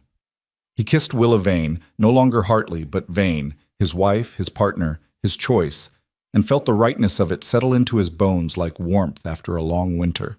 The celebration afterward was modest but joyful. Someone had organized food and drink in the church hall, and suddenly there was music and laughter and children running between the adults' legs. Coulter danced with his new wife, awkward because he'd never been graceful, but not caring because Willa was laughing and her eyes were bright with happiness, and this moment was perfect just as it was. He danced with Lark too, who blushed and stepped on his feet but glowed with pleasure at being treated like the young lady she was becoming. And he lifted Boone onto his feet, letting the boy stand on his boots while they swayed to the music, Boone giggling at the silliness of it. As the sun began to set and families started heading home before full dark, Coulter stood on the church steps with his arm around Willa's waist, watching the children play in the snow with some of the town kids. They looked so normal, so happy, so completely unlike the frightened, too quiet children who'd arrived at his ranch 6 months ago with nothing but the clothes on their backs and their mother's fierce determination to keep them safe. "What are you thinking?" Willa asked softly. "That I'm the luckiest man alive." He pulled her closer. "That I got a second chance I didn't think I deserved. That I love you more than I knew it was possible to love someone. That—" He stopped, emotion choking off words. "That you're happy," Willa finished for him. "I can see it in your face. The shadows are gone. You're actually, genuinely happy." "I am. Because of you. Because of them." He gestured to the children. "You saved me, Willa. You and your children walked into my life and saved me from slowly turning into a ghost, haunting my own house. We saved each other, I think. You gave us safety. We gave you purpose. Fair trade." "More than fair." He kissed her temple. "Come on. Let's go home." Home. The word had never sounded better. They collected the children and rode back to the ranch as twilight painted the sky in shades of purple and gold. The house was warm and welcoming when they arrived, candles lit in the windows courtesy of Miguel, who'd stayed behind to tend the animals and prepare a simple supper for the newly expanded family. That night, with the children finally asleep in their rooms and the house quiet around them, Coulter and Willa stood in their bedroom now, truly theirs, and just looked at each other.